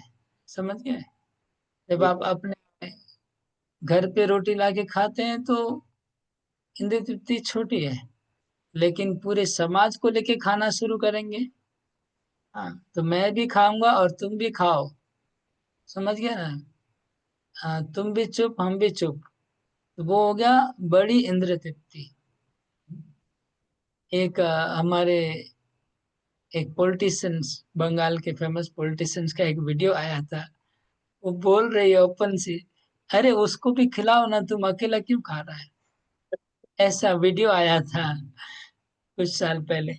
वो खुद मतलब मिनिस्टर को, एक मिनिस्टर को बोल रही थी कि तुम अकेले क्यों खा रहे हो, उसको भी खिलाओ। तो इसको कहते हैं विस्तृत इंद्र तृप्ति। लेकिन इसको प्रोपा जी बोले कि भगवत केंद्रित होना चाहिए। तो विस्तृत इंद्र तृप्ति अलग अलग नामों से प्रसिद्ध हो जाती है। और कौन से नाम है? परोपकार। समाजवाद, परोपकार, समाजवाद, राष्ट्रवाद, मानवतावाद, इन नामों से चलती है। वो भी सब विस्तृत इंद्र तृप्ति ही है। मतलब जितना भी वो जो क्या बोलते हैं, मानव सेवा समिति और ये सेवा समिति, वो नाम अलग अलग चलता है, लेकिन अगर उसमें भगवान नहीं है तो वो इंद्र समिति है, वो सेवा समिति नहीं है, वो इंद्र तृप्ति समिति है। नाम उसका सेवा समिति रखा गया है क्योंकि उसमें भगवान नहीं है। भगवान होने से वो सेवा समिति बन जाएगा। व्यवसाय सेवा समिति, मानव सेवा समिति, कितनी प्रकार की समितियां हैं, वो सब इंद्र तृप्ति के अलग रूप है। वो अलग अम्ब्रेला के नीचे इंद्र तृप्ति होगी, छत के नीचे। वो छत बना रहे हैं इंद्र तृप्ति करने के लिए, उस बैनर के नीचे इंद्र तृप्ति करेंगे। तो भगवान नहीं होंगे तो वो बड़ा इंद्र तृप्ति और ज्यादा बड़ा बंधन है, मतलब हिसाब से देखा जाए तो। ओके, तो ये था प्रश्न। दूसरा तीसरा प्रश्न है, अच्छा इसका उत्तर ऑलरेडी हो चुका। सभी वाद, जितने भी वाद है वो अच्छे या बुरे कब होते हैं? कब कब किसी बात को हम अच्छा बोलेंगे या बुरा कहेंगे? उसका उत्तर हो गया है ना, कि अगर भगवत केंद्रित होगा तो वो अच्छा है बात, नहीं तो वो बात खराब है। अभी हम 3 नंबर श्लोक में जाएंगे। असूर्यानामते लोका अंधेन तमसावृता तांस्ते प्रेत्याभिगच्छन्ति ये के चात्महनो जनाः। असूर्यानामते लोका अंधेन तमसावृता तांस्ते प्रत्याभिगच्छन्ति ये के चात्मनो जनाः। अनुवाद। आत्मा का हनन करने वाला, चाहे वह कोई भी हो, उन लोकों में अवश्य प्रवेश करता है जो अश्रद्धालुओं के जगत के नाम से विख्यात है और अंधकार तथा अज्ञान से भरे हैं। हरे कृष्ण। तो आत्महत्या करने वाले, यहाँ आत्महत्या कौन सी आत्महत्या है? एक्चुअली जो कोई अपने गले में फांसी लगा देता है, वह 20 तले की बिल्डिंग से कूद जाता है, वो आत्महत्या नहीं, वो शरीर की हत्या है। हम्म। हम लोग बोलते हैं आत्महत्या। आत्मा मतलब एक्चुअली आत्मा शब्द का एक अर्थ होता है स्वयं, सेल्फ। तो उसकी खुद की हत्या कर रहा है, इसलिए हम बोलते हैं आत्महत्या। लेकिन अभी सेल्फ क्या है हमको तो पता नहीं, हम शरीर को ही सेल्फ मानते हैं, इसलिए वो एक अर्थ में आत्महत्या वर्ड ठीक है, गलत भी नहीं है।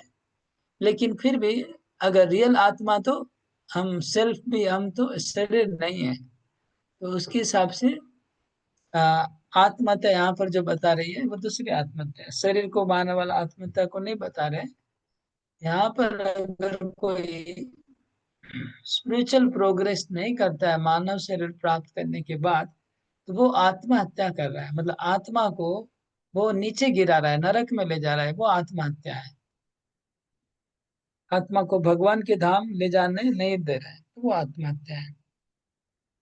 तो जो लोग 1 नंबर श्लोक को फॉलो नहीं करते हैं, देखिए 1 नंबर श्लोक इस उपनिषद का आइकॉन है। 2 नंबर श्लोक में ये कहा गया कि अगर 1 नंबर श्लोक को फॉलो करेंगे तो आप 100 साल जिएंगे और एंजॉय करेंगे, फिर स्वर्ग में चले जाएंगे मरने के बाद। 3 नंबर श्लोक में बताया गया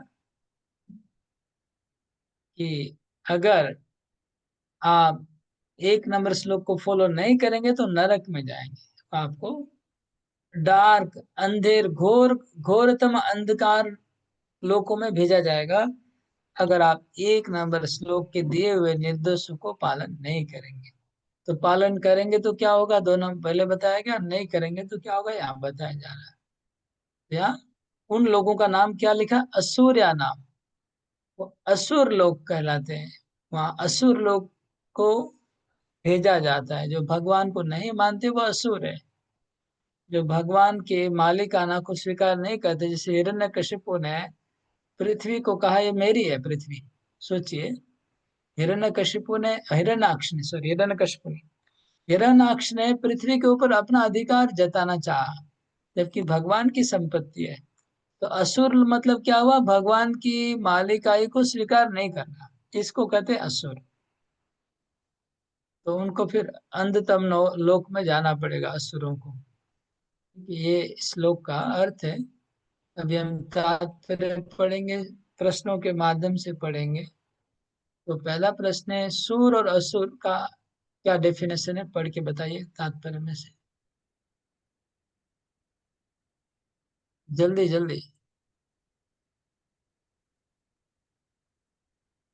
जो लोग इन दायित्वों से अवगत हैं और उसी भाव से कार्य करते हैं वे सुर मतलब दैवी व्यक्ति कहलाते हैं।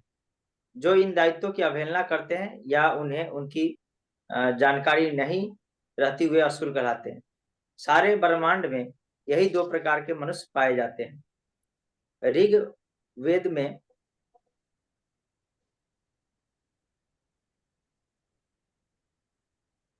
क्या हुआ, बीच में रुक गया क्या?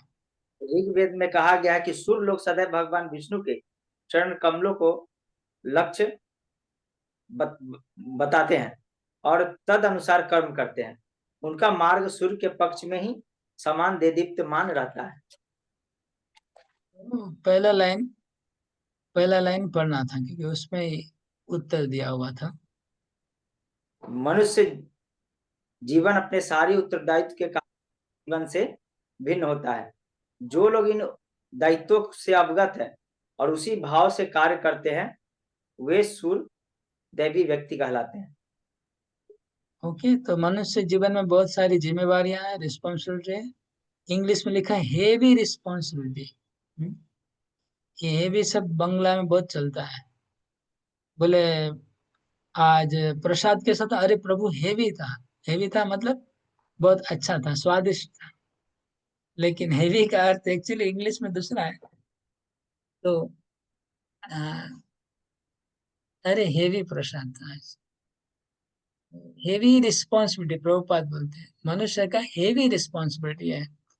तो ये रिस्पॉन्सिबिलिटी को जो जानता है वो सूर है, जो नहीं जानता है वो असुर है। ये नया डेफिनेशन प्रभुपाद जी ने दिया सूर और असुर का। उसके बाद आत्मा का हत्यारा किसको कहा गया है, तात्पर्य में से जल्दी से ढूंढ के पढ़िए।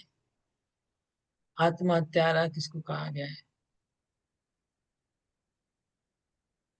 उसके बाद वाले पैराग्राफ में ही है शायद, पढ़िए। नेक्स्ट पैराग्राफ पढ़िए जल्दी से।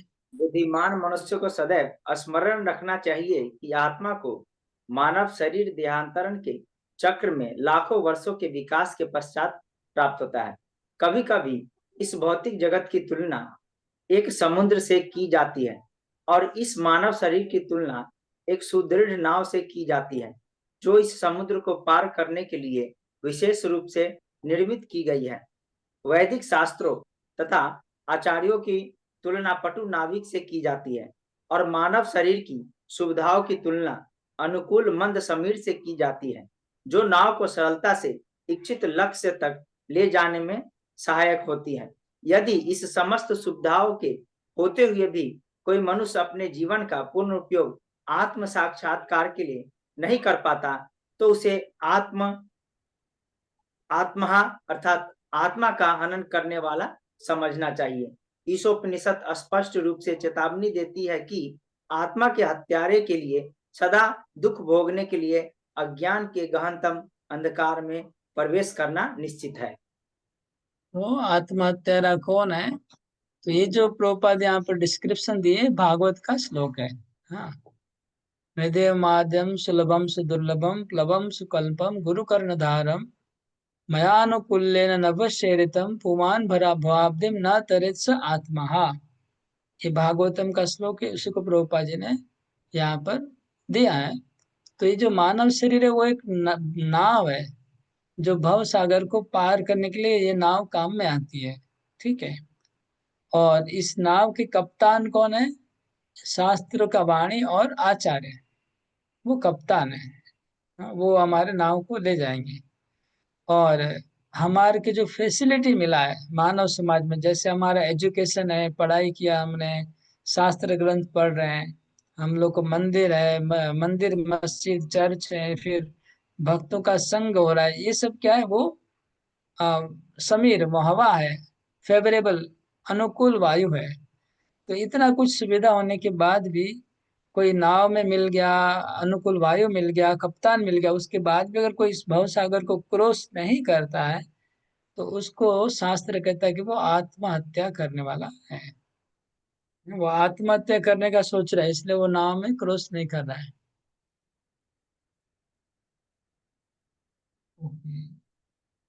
अगला प्रश्न है, इंसानों को जानवरों से बेहतर सुविधाएं क्यों दी जाती है? एक उदाहरण के द्वारा समझाइए।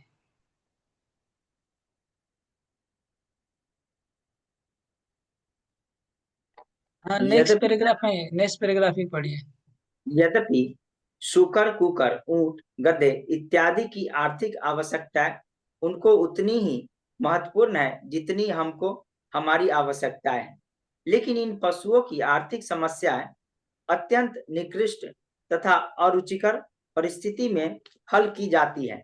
मनुष्य को प्रकृति के नियमों द्वारा आरामदायक जीवन यापन के लिए सारी सुविधाएं प्रदान की जाती है, क्योंकि मानव जीवन पशु जीवन की तुलना में अधिक महत्वपूर्ण तथा मूल्यवान है। तो मनुष्य को शूकर तथा अन्य पशुओं की अपेक्षा श्रेष्ठ जीवन क्यों दिया गया है?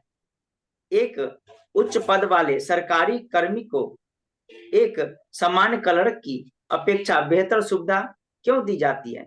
इसका उत्तर यह है कि उच्च पदाधिकारी को उच्च कोटि के कर्तव्य निभाने होते हैं। इसी प्रकार मनुष्य को पशुओं की अपेक्षा उच्चतर कर्तव्यों का पालन करना होता है, जबकि पशु सदैव अपना भूखा पेट भरने मात्र में लगे रहते हैं। फिर भी आधुनिक आत्मघातनी सभ्यता से भूखे लोगों की समस्याओं में केवल वृद्धि ही हुई है। जब हम किसी आधुनिक सभ्य मनुष्य रूपी सजे धजे पशु के पास पहुंचते हैं और उससे आत्म साक्षात्कार में रुचि लेने के लिए कहते हैं, तो वह इतना ही कहना चाहेगा कि वह केवल अपने उदर की क्षुधा शांति के लिए काम करना चाहता है और एक भूखे मनुष्य को आत्म साक्षात्कार की कोई आवश्यकता नहीं है। किंतु प्रकृति के नियम इतने क्रूर हैं कि पेट पालन के लिए कठोर श्रम करने के लिए उत्सुक करने पर और आत्म साक्षात्कार की आवश्यकता की भर्त्सना करने पर भी उसे बेरोजगारी का प्रश्न सदैव भयभीत किए रहता है।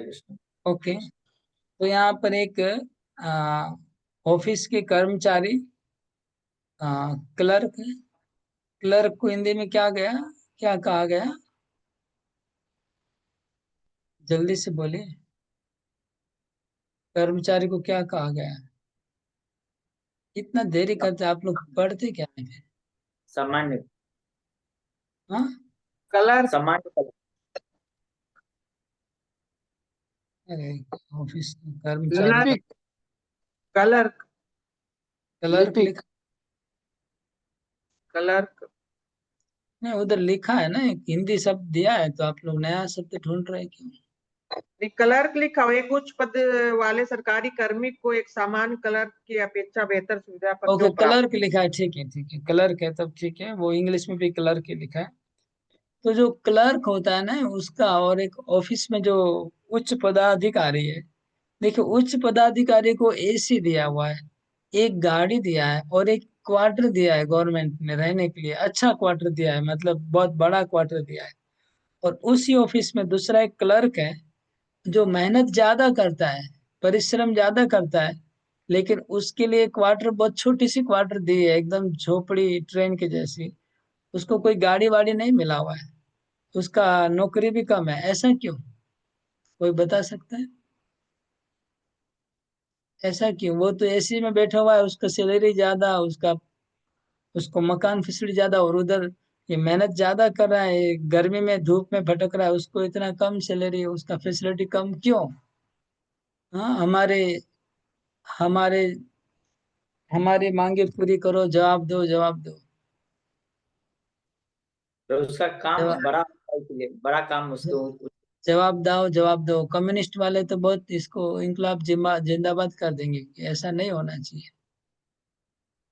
तो ऐसा क्यों है? ये जो भेद बड़े क्यों है बताइए। जो बड़े पदाधिकारी होते हैं प्रभु जी, उनका कर्तव्य भी बड़ा होता है। उसका जिम्मेवारी ज्यादा है ना, रिस्पॉन्सिबिलिटी ज्यादा है। सरकार ने उसको पूरा बहुत बड़ा जिम्मेवारी दे के रखा हुआ है। कुछ 19-20 होगा तो उसको पकड़ा जाएगा, क्लर्क को नहीं पकड़ा जाएगा। तो इसलिए तो मनुष्य को ज्यादा फैसिलिटी दिया गया है, खाने खाने का, सोने का, पीने का। जो पशुओं को इतना फैसिलिटी नहीं है जितना मनुष्य। अभी कुछ कुत्ते लोग को गाड़ी में घुमाते, वो बात अलग, तो एक्सेप्शन केस है, लेकिन इन जनरल कुत्ते लोग तो रास्ते में भटकते रहते हैं, कभी खाना मिलता है, कभी नहीं मिलता है। लेकिन मनुष्य को बहुत फैसिलिटी दिया है, क्योंकि मनुष्य का वो ऊंचा जिम्मेवारी है। ऊंचा जिम्मेवारी क्या है, कौन बता सकता है? प्रभु जी, आत्म साक्षात्कार करने का। अरे बोल, आत्म साक्षात्कार करने का उनका जिम्मेवारी है। तो अगर वो नहीं करते तो फिर वो दंडनीय हो गए। अगर किसी को उच्च पदाधिकारी में गाड़ी दे दिया, बंगलो दे दिया, और अपना काम नहीं कर रहा है, 2 नंबरी कर रहा है, तो उसको कुछ न, जब पकड़ा जाएगा तो दंड दिया जाएगा, पनिशमेंट दिया जाएगा, जेल में भेज दिया जाएगा। ऐसे ही मनुष्य अगर आत्म साक्षात्कार नहीं करेगा तो उसको दंड मिलेगा। नेक्स्ट क्वेश्चन है, जो व्यक्ति आत्म साक्षात्कार की प्रक्रिया को पूरा नहीं करता है उसका क्या होता है? आगे देखिए, कहीं लिखा होगा। आत्म साक्षात्कार की प्रक्रिया जिसकी पूरी नहीं हुई उसका क्या होगा? नेक्स्ट पैराग्राफ में ही है, एक एक पैराग्राफ छोड़ के, भगवत गीता, जल्दी पढ़िए।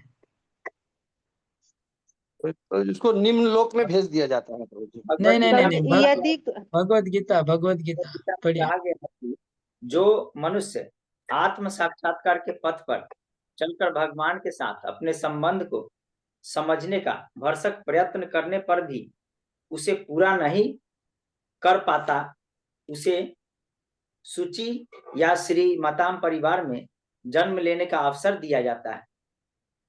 सूची शब्द आध्यात्मिक दृष्टि से उन्नत ब्राह्मण का सूचक है और श्रीमत वैश्य या व्यापारी जाति का सूचक है। इससे सूचित होता है कि जो व्यक्ति आत्म साक्षात्कार पाने में सफल नहीं होता, उसे इस जन्म में किए गए सत्य प्रयासों के कारण अगले जन्म में बेहतर अवसर प्रदान किया जाता है। यदि इस मार्ग में पतित व्यक्ति को भी सम्मानित तथा उच्च कुल में जन्म लेने का अवसर प्रदान किया जाता है, तो असफल व्यक्ति की स्थिति की तो कल्पना ही करनी रही।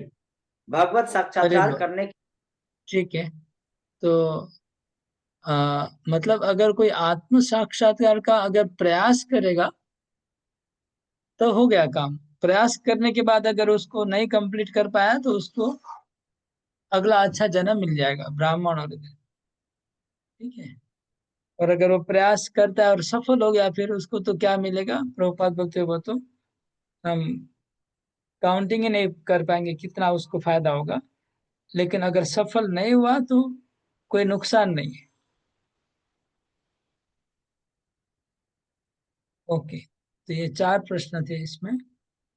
हाँ, अभी हम नेक्स्ट श्लोक पढ़ेंगे।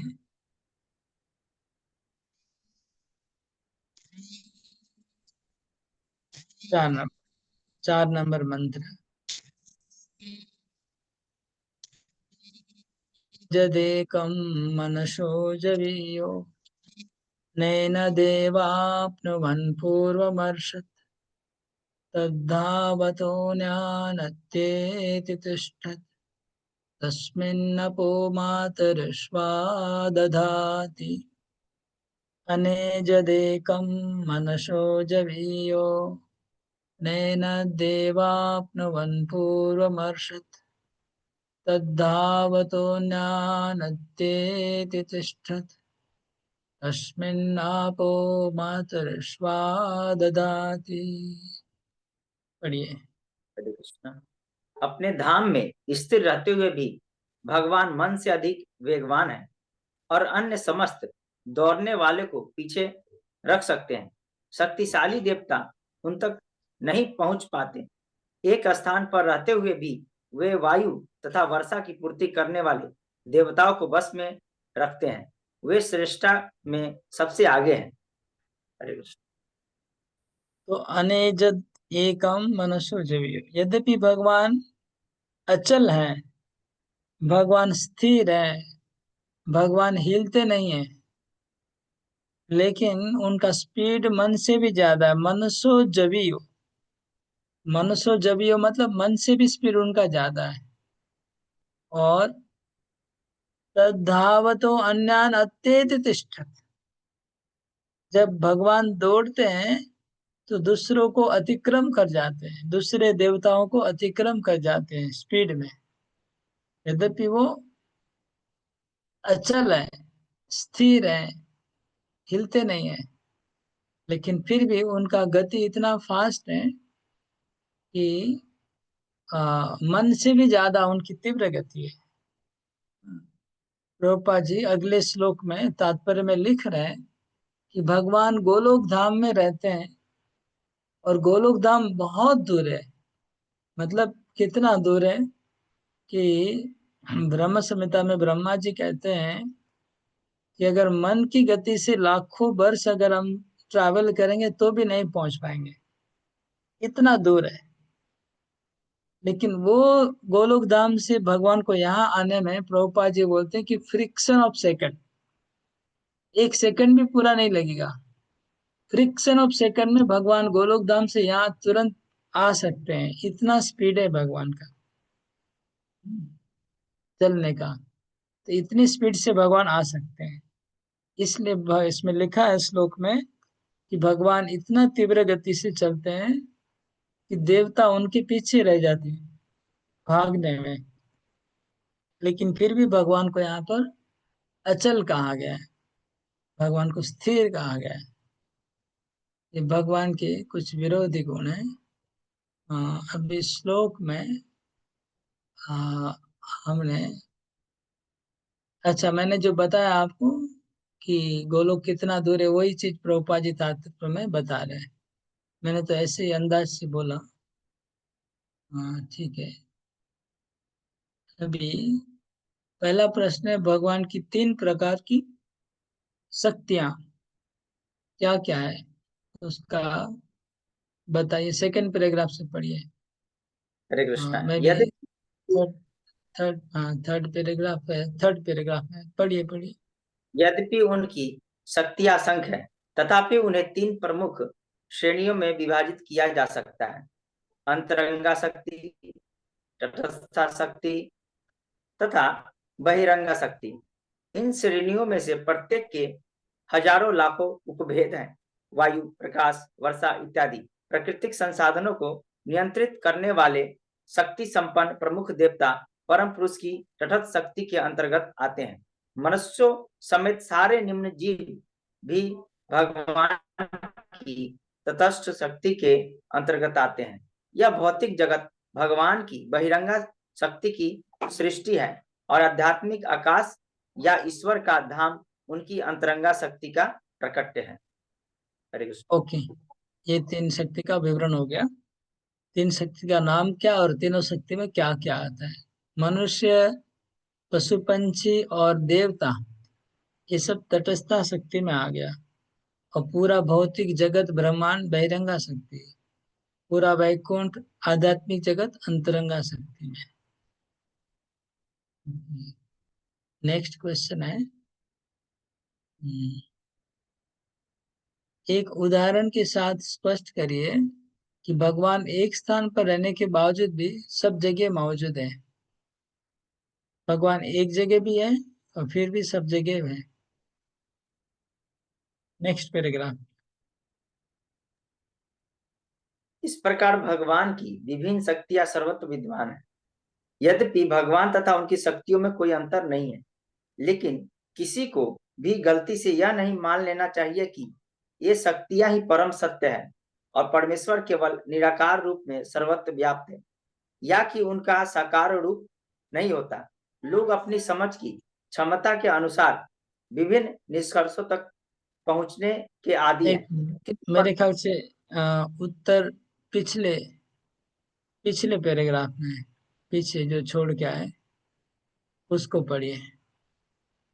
हाँ, ऊपर का पैराग्राफ पढ़िए, तीन शक्ति के ऊपर वाला पैराग्राफ। ब्रह्म संहिता जहाँ खत्म हो जाता उसके बाद। यदि कोई अभक्त दार्शनिक वायु या मन के वेग से भी लाखों वर्षों तक अंतरिक्ष में यात्रा करता रहे, तो भी वह परम सत्य को अपने से अति दूर पाएगा। ये नहीं, उसके बाद वाला।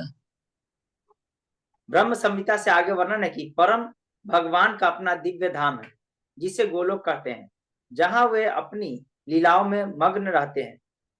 फिर भी अपनी अचिंत्य शक्तियों द्वारा वे एक ही समय अपनी सृजनात्मक शक्ति के प्रत्येक भाग में पहुंच सकते हैं। विष्णु पुराण में उनकी शक्तियों की तुलना अग्नि से उद्भूत ताप तथा प्रकाश से भी की गई है। यद्यपि अग्नि एक स्थान पर बनी रहती है, तथापि वह अपने प्रकाश तथा ताप को कुछ दूरी तक वितरित कर सकती है। इसी प्रकार पूर्ण पुरुषोत्तम भगवान अपने दिव्य धाम में स्थिर रहते हुए भी अपनी विभिन्न शक्तियों को सर्वत्र बिखेर सकते हैं। ओके, ये था उत्तर। प्रश्न था कि भगवान एक जगह रहने के बाद भी कैसे सब जगह मौजूद है। ये उसका उत्तर दिया गया। जैसे अग्नि एक जगह है, लेकिन उसका प्रकाश चारों तरफ फैल जाता है, इसी प्रकार भगवान एक जगह गोलोक धाम में, लेकिन उनकी असंख्य शक्तियां हैं, वो चारों तरफ फैल जाती है। इस तरह से भगवान एक जगह रहते हुए भी सब जगह रहते हैं। तीसरा प्रश्न है, माया किसको कहा जाता है। देखिए कहाँ पर लिखा है, माया किसको कहा जाता है।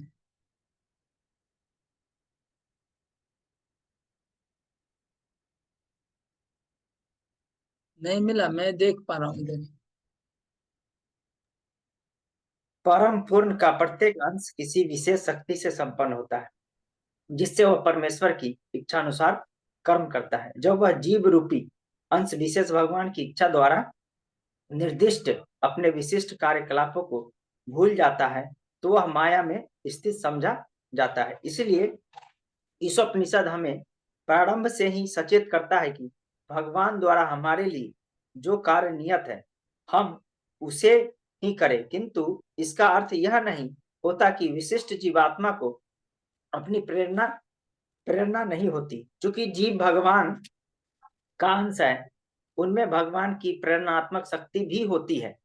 जब कोई अपनी प्रेरणा या सक्रिय प्रकृति का उपयोग बुद्धि के द्वारा भली भांति यह समझते हुए करता है कि हर कार्य में भगवान की शक्ति है, तो वह अपनी मूल चेतना पुनः प्राप्त कर सकता है, जो माया या बहिरंगा शक्ति के सानिध्य के कारण लुप्त हो गई थी।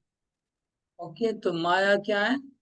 जो प्रभुपाद जी क्या बोलते हैं कि भगवान अपने सृष्टि के प्रत्येक वस्तु का अपने इच्छा से सृष्टि किए है, और उनका कुछ उद्देश्य है, कुछ कुछ प्लान और उद्देश्य है सब जीवों के लिए। तो जब आत्मा वो जो अपना वो उद्देश्य को भूल जाता है, तब वो माया में है। ठीक है, अपना जो जिस जिस कारण से उसको बनाया गया भगवान ने, अगर वहां पर वो स्थित नहीं है तो वो माया में है। क्लियर है ना? ओके, तो ये क्लियर हो गया। तीन प्रश्न था, इसका कवर हो गया। अभी नेक्स्ट श्लोक में जाएंगे।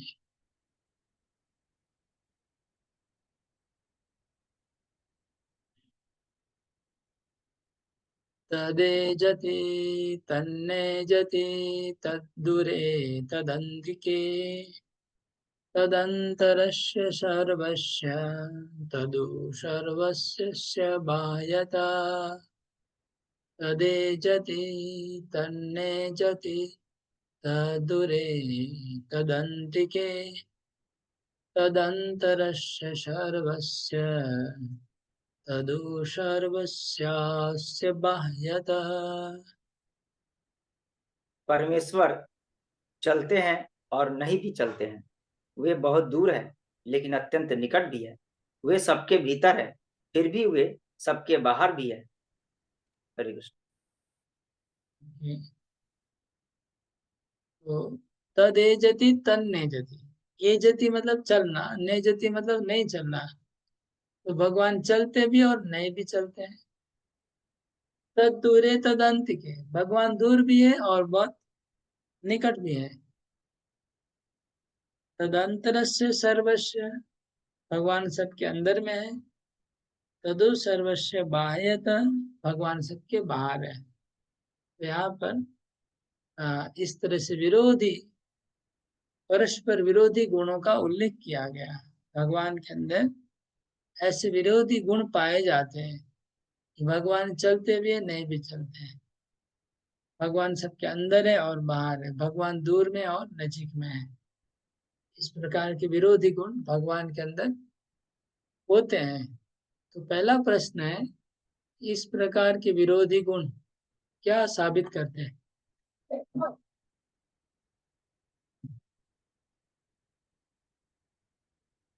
ये तात्पर्य में पहले ही प्रभुपाद जी ने बताया है। पढ़िए। हरे कृष्णा। यहाँ पर भगवान के कुछ दिव्य कार्यकलापों का वर्णन किया गया है जो उनकी अचिंत शक्तियों द्वारा संपन्न होते हैं। यहाँ पर दिए गए विरोधाभासी कथन भगवान की अचिंत शक्तियां सिद्ध करते हैं। वे चलते हैं और नहीं भी चलते हैं। साधारणतया यदि कोई चल सकता है तो यह कहना है कि वह नहीं चल सकता तर्क विरुद्ध होगा, किंतु भगवान के संदर्भ में ऐसा विरोधी कथन मात्र उनकी अचिंत शक्तियों को इंगित करने का प्रयास करता है।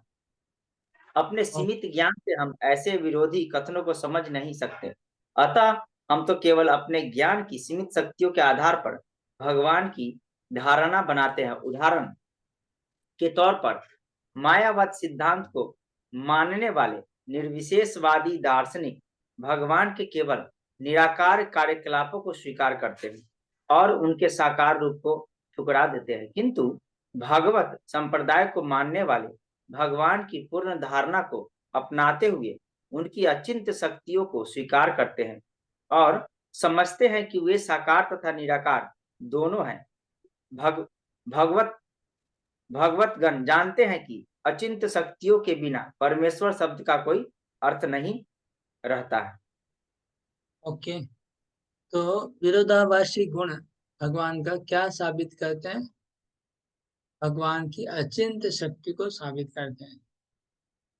जो भगवान चलते भी है, नहीं भी चलते हैं, ये तो तर्क विरोधी बात है, लेकिन फिर भी भगवान में ऐसा है, इसका मतलब भगवान अचिंत शक्ति है। और मायावादी लोग कहते हैं कि भगवान निराकार है। हाँ, तो भगवान एक ही साथ में निराकार भी रह सकते हैं और साकार भी रह सकते हैं, दोनों संभव है। ये भगवान की अचिंत शक्ति। भगवान दूर भी है, पास में भी है। भगवान निराकार भी है और साकार भी है। हाँ, अगला प्रश्न है,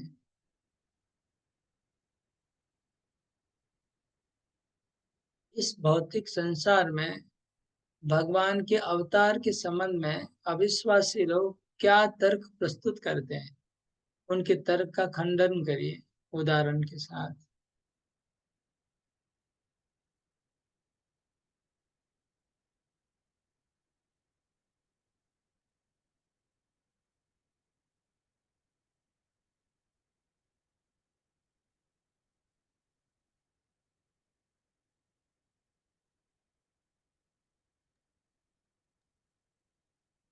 फिर भी जब भगवान हमारे समक्ष आते हैं तो हम उनकी अनदेखी करते हैं। ऐसी मूर्खतापूर्ण उपेक्षा की भर्त्सना भगवान द्वारा भगवत गीता में की गई है, जहां वे कहते हैं कि मूर्ख लोग मुझे मर्त प्राणी मानकर मेरा उपहास करते हैं। वे न तो मर्त प्राणी हैं और न ही हमारे समक्ष भौतिक प्रकृति द्वारा उत्पन्न शरीर लेकर आते हैं। ऐसे अनेक तथाकथित विद्वान जिनका तर्क है कि भगवान सामान्य जीव की भांति पदार्थ से बना भौतिक प्रकृति द्वारा निर्मित शरीर लेकर अवतरित होते हैं, उनकी अचिंत शक्ति को न जानते हुए ऐसे मूर्ख लोग भगवान को सामान्य व्यक्ति जैसा मान बैठते हैं। अचिंत शक्तियों से पूर्ण होने आगे बढ़े। अचिंत शक्तियों से पूर्ण होने के कारण भगवान किसी भी माध्यम से हमारी सेवा को स्वीकार कर सकते हैं और वे अपनी विभिन्न शक्तियों को अपनी इच्छानुसार रूपांतरित कर सकते हैं। नास्तिकों का तर्क है कि भगवान या तो अपने आप अवतरित हो ही नहीं सकते, और यदि वे ऐसा करते हैं तो भौतिक शक्ति से बने रूप में अवतरित होते हैं। यदि हम भगवान की अचिंत शक्तियों के अस्तित्व को स्वीकार करें तो यह तर्क निरस्त हो जाता है। तब हम समझेंगे कि यदि भगवान हमारे समक्ष भौतिक शक्ति से बने रूप में प्रकट होते भी हैं तो भी उनके लिए यह सर्वथा संभव है कि वे इस भौतिक शक्ति को आध्यात्मिक शक्ति में रूपांतरित कर लें। क्योंकि शक्तियों का स्रोत एक ही है, अतएव शक्तियों को उनके स्रोत की इच्छा अनुसार काम में लाया जा सकता है। उदाहरणतः भगवान अर्च विग्रह में अर्थात मिट्टी, पत्थर या लकड़ी के बने विग्रह के स्वरूप में प्रकट हो सकते हैं। लकड़ी, पत्थर या अन्य पदार्थ के बने ये अर्च विग्रह मूर्तियां नहीं हैं, जैसा कि मूर्ति भंजक तर्क करते हैं। तो यहाँ पर बताया गया कि कुछ लोग तर्क करते हैं कि भगवान भौतिक जगत में आ ही नहीं सकते हैं, क्योंकि ये भौतिक जगत है और वो चिन्मय है। तो चिन्मय व्यक्ति भौतिक जगत में कैसे आ सकता है? और अगर आते हैं तो जरूर भौतिक शरीर स्वीकार उनको करना ही पड़ेगा। भौतिक शरीर स्वीकार किया बिना वो आ नहीं सकते। इसलिए भगवान का जो अवतारों का आप लोग चरित्र वर्णन करते हो, वो सब भौतिक चरित्र है, वो आध्यात्मिक नहीं है, उनका ऐसा मानना है। लेकिन प्रभुपाद जी बोल रहे हैं कि भगवान भौतिक जगत में भौतिक शरीर लेके आएंगे, फिर भी वो चिन्मय ही बने रहेंगे। भौतिक शक्ति को चिन्मय में रूपांतरित कर सकते हैं भगवान, उनके पास वो क्षमता है। प्रभुपाद जी उदाहरण देते हैं, जैसे एक इलेक्ट्रिशियन है, वो बिजली को गर्म पानी बनाने काम में भी लगा सकता है और ठंडा पानी भी बना सकता है, दोनों काम ले सकता है सेम बिजली से, एक ही बिजली से। इसी प्रकार भगवान जड़ शक्ति को चिन्मय में परिवर्तन कर सकते हैं और चेतन को जड़ में बदल सकते हैं। ये दोनों शक्ति उनसे करना कोई बड़ी बात नहीं है, जड़ या चेतन में। इसलिए जो लकड़ी का विग्रह व पत्थर वो जड़ दिख रहा है, पत्थर तो जड़ ही है, लकड़ी तो जड़ ही है, लेकिन उसमें भगवान प्रकट होकर के उसको चेतन के हिसाब से यूज कर सकते हैं। वो भगवान की क्षमता है और ऐसी क्षमता भगवान में होनी चाहिए, तभी तो वो भगवान कहलाएंगे। इसलिए भगवान की शक्ति अचिंत्य कहलाएगी। अचिंत्य शक्ति संपन्न नहीं होने से फिर वो भगवान कैसे होंगे अगर उनके पास ऐसी शक्तियां ना हो। तो ये था इसका उत्तर। हाँ, और एक प्रश्न है,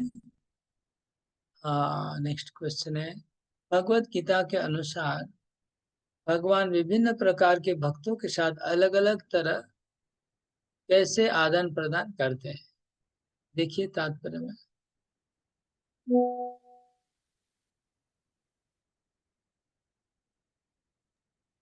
हरे कृष्ण प्रभु।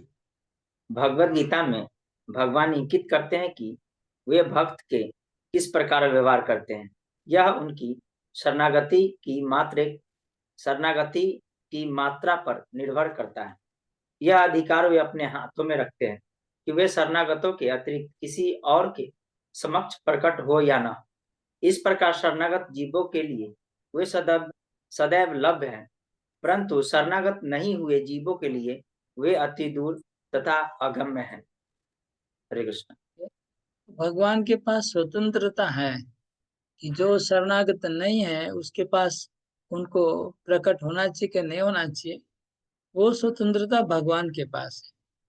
अगर कोई जबरदस्ती भगवान को देखना चाहता है तो जरूर नहीं कि वो देख सकता है। हिरण्यकशिपु कोशिश कर रहा था भगवान को देखने की, लेकिन भगवान उनको दिख नहीं रहे थे। भगवान है सर्वत्र, लेकिन हिरण्यकशिपु उनको देख नहीं पा रहा था। तो प्रहलाद महाराज ने दिखा दिया कहाँ पर है भगवान, लेकिन वो नहीं देख पा रहा था।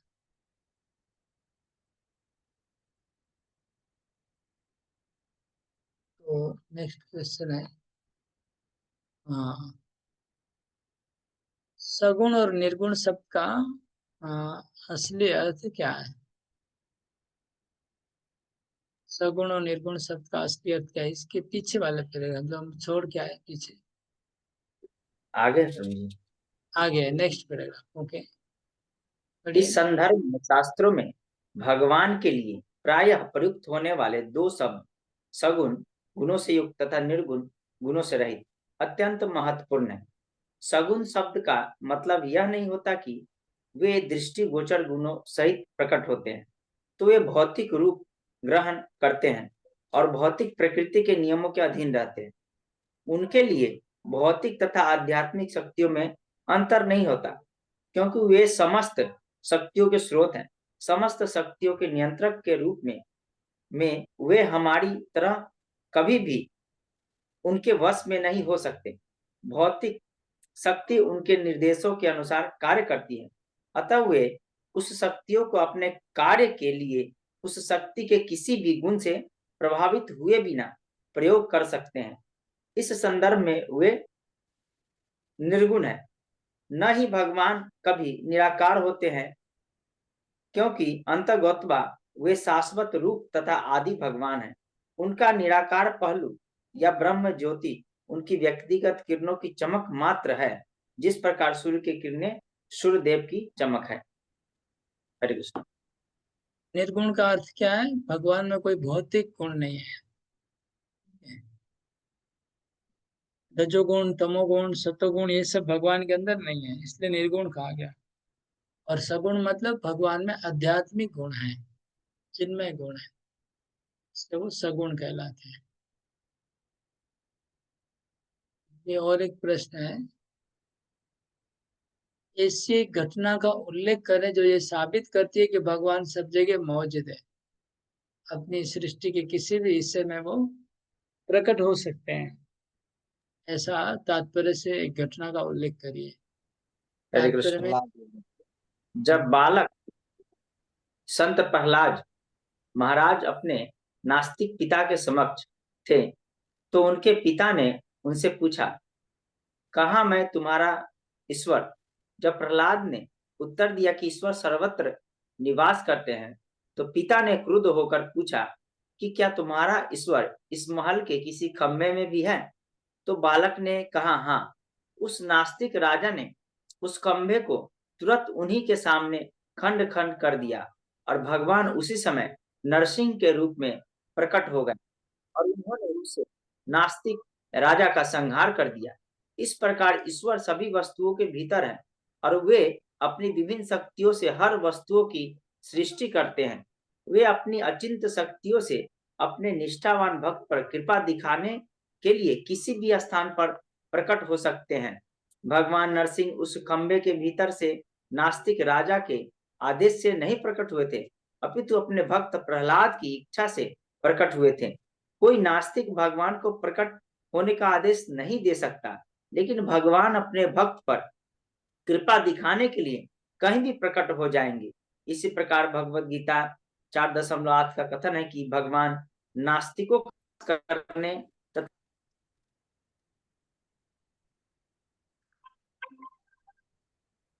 नास्तिकों का रक्षा करने प्रकट होते हैं। निसंदेह भगवान के पास पर्याप्त शक्तियां तथा कार्यवाहक है जो नास्तिकों का सफाया कर सकते हैं, लेकिन भक्तों पर स्वयं कृपा करने में उन्हें हर्ष होता है, अतः वे अवतार के रूप में प्रकट होते हैं।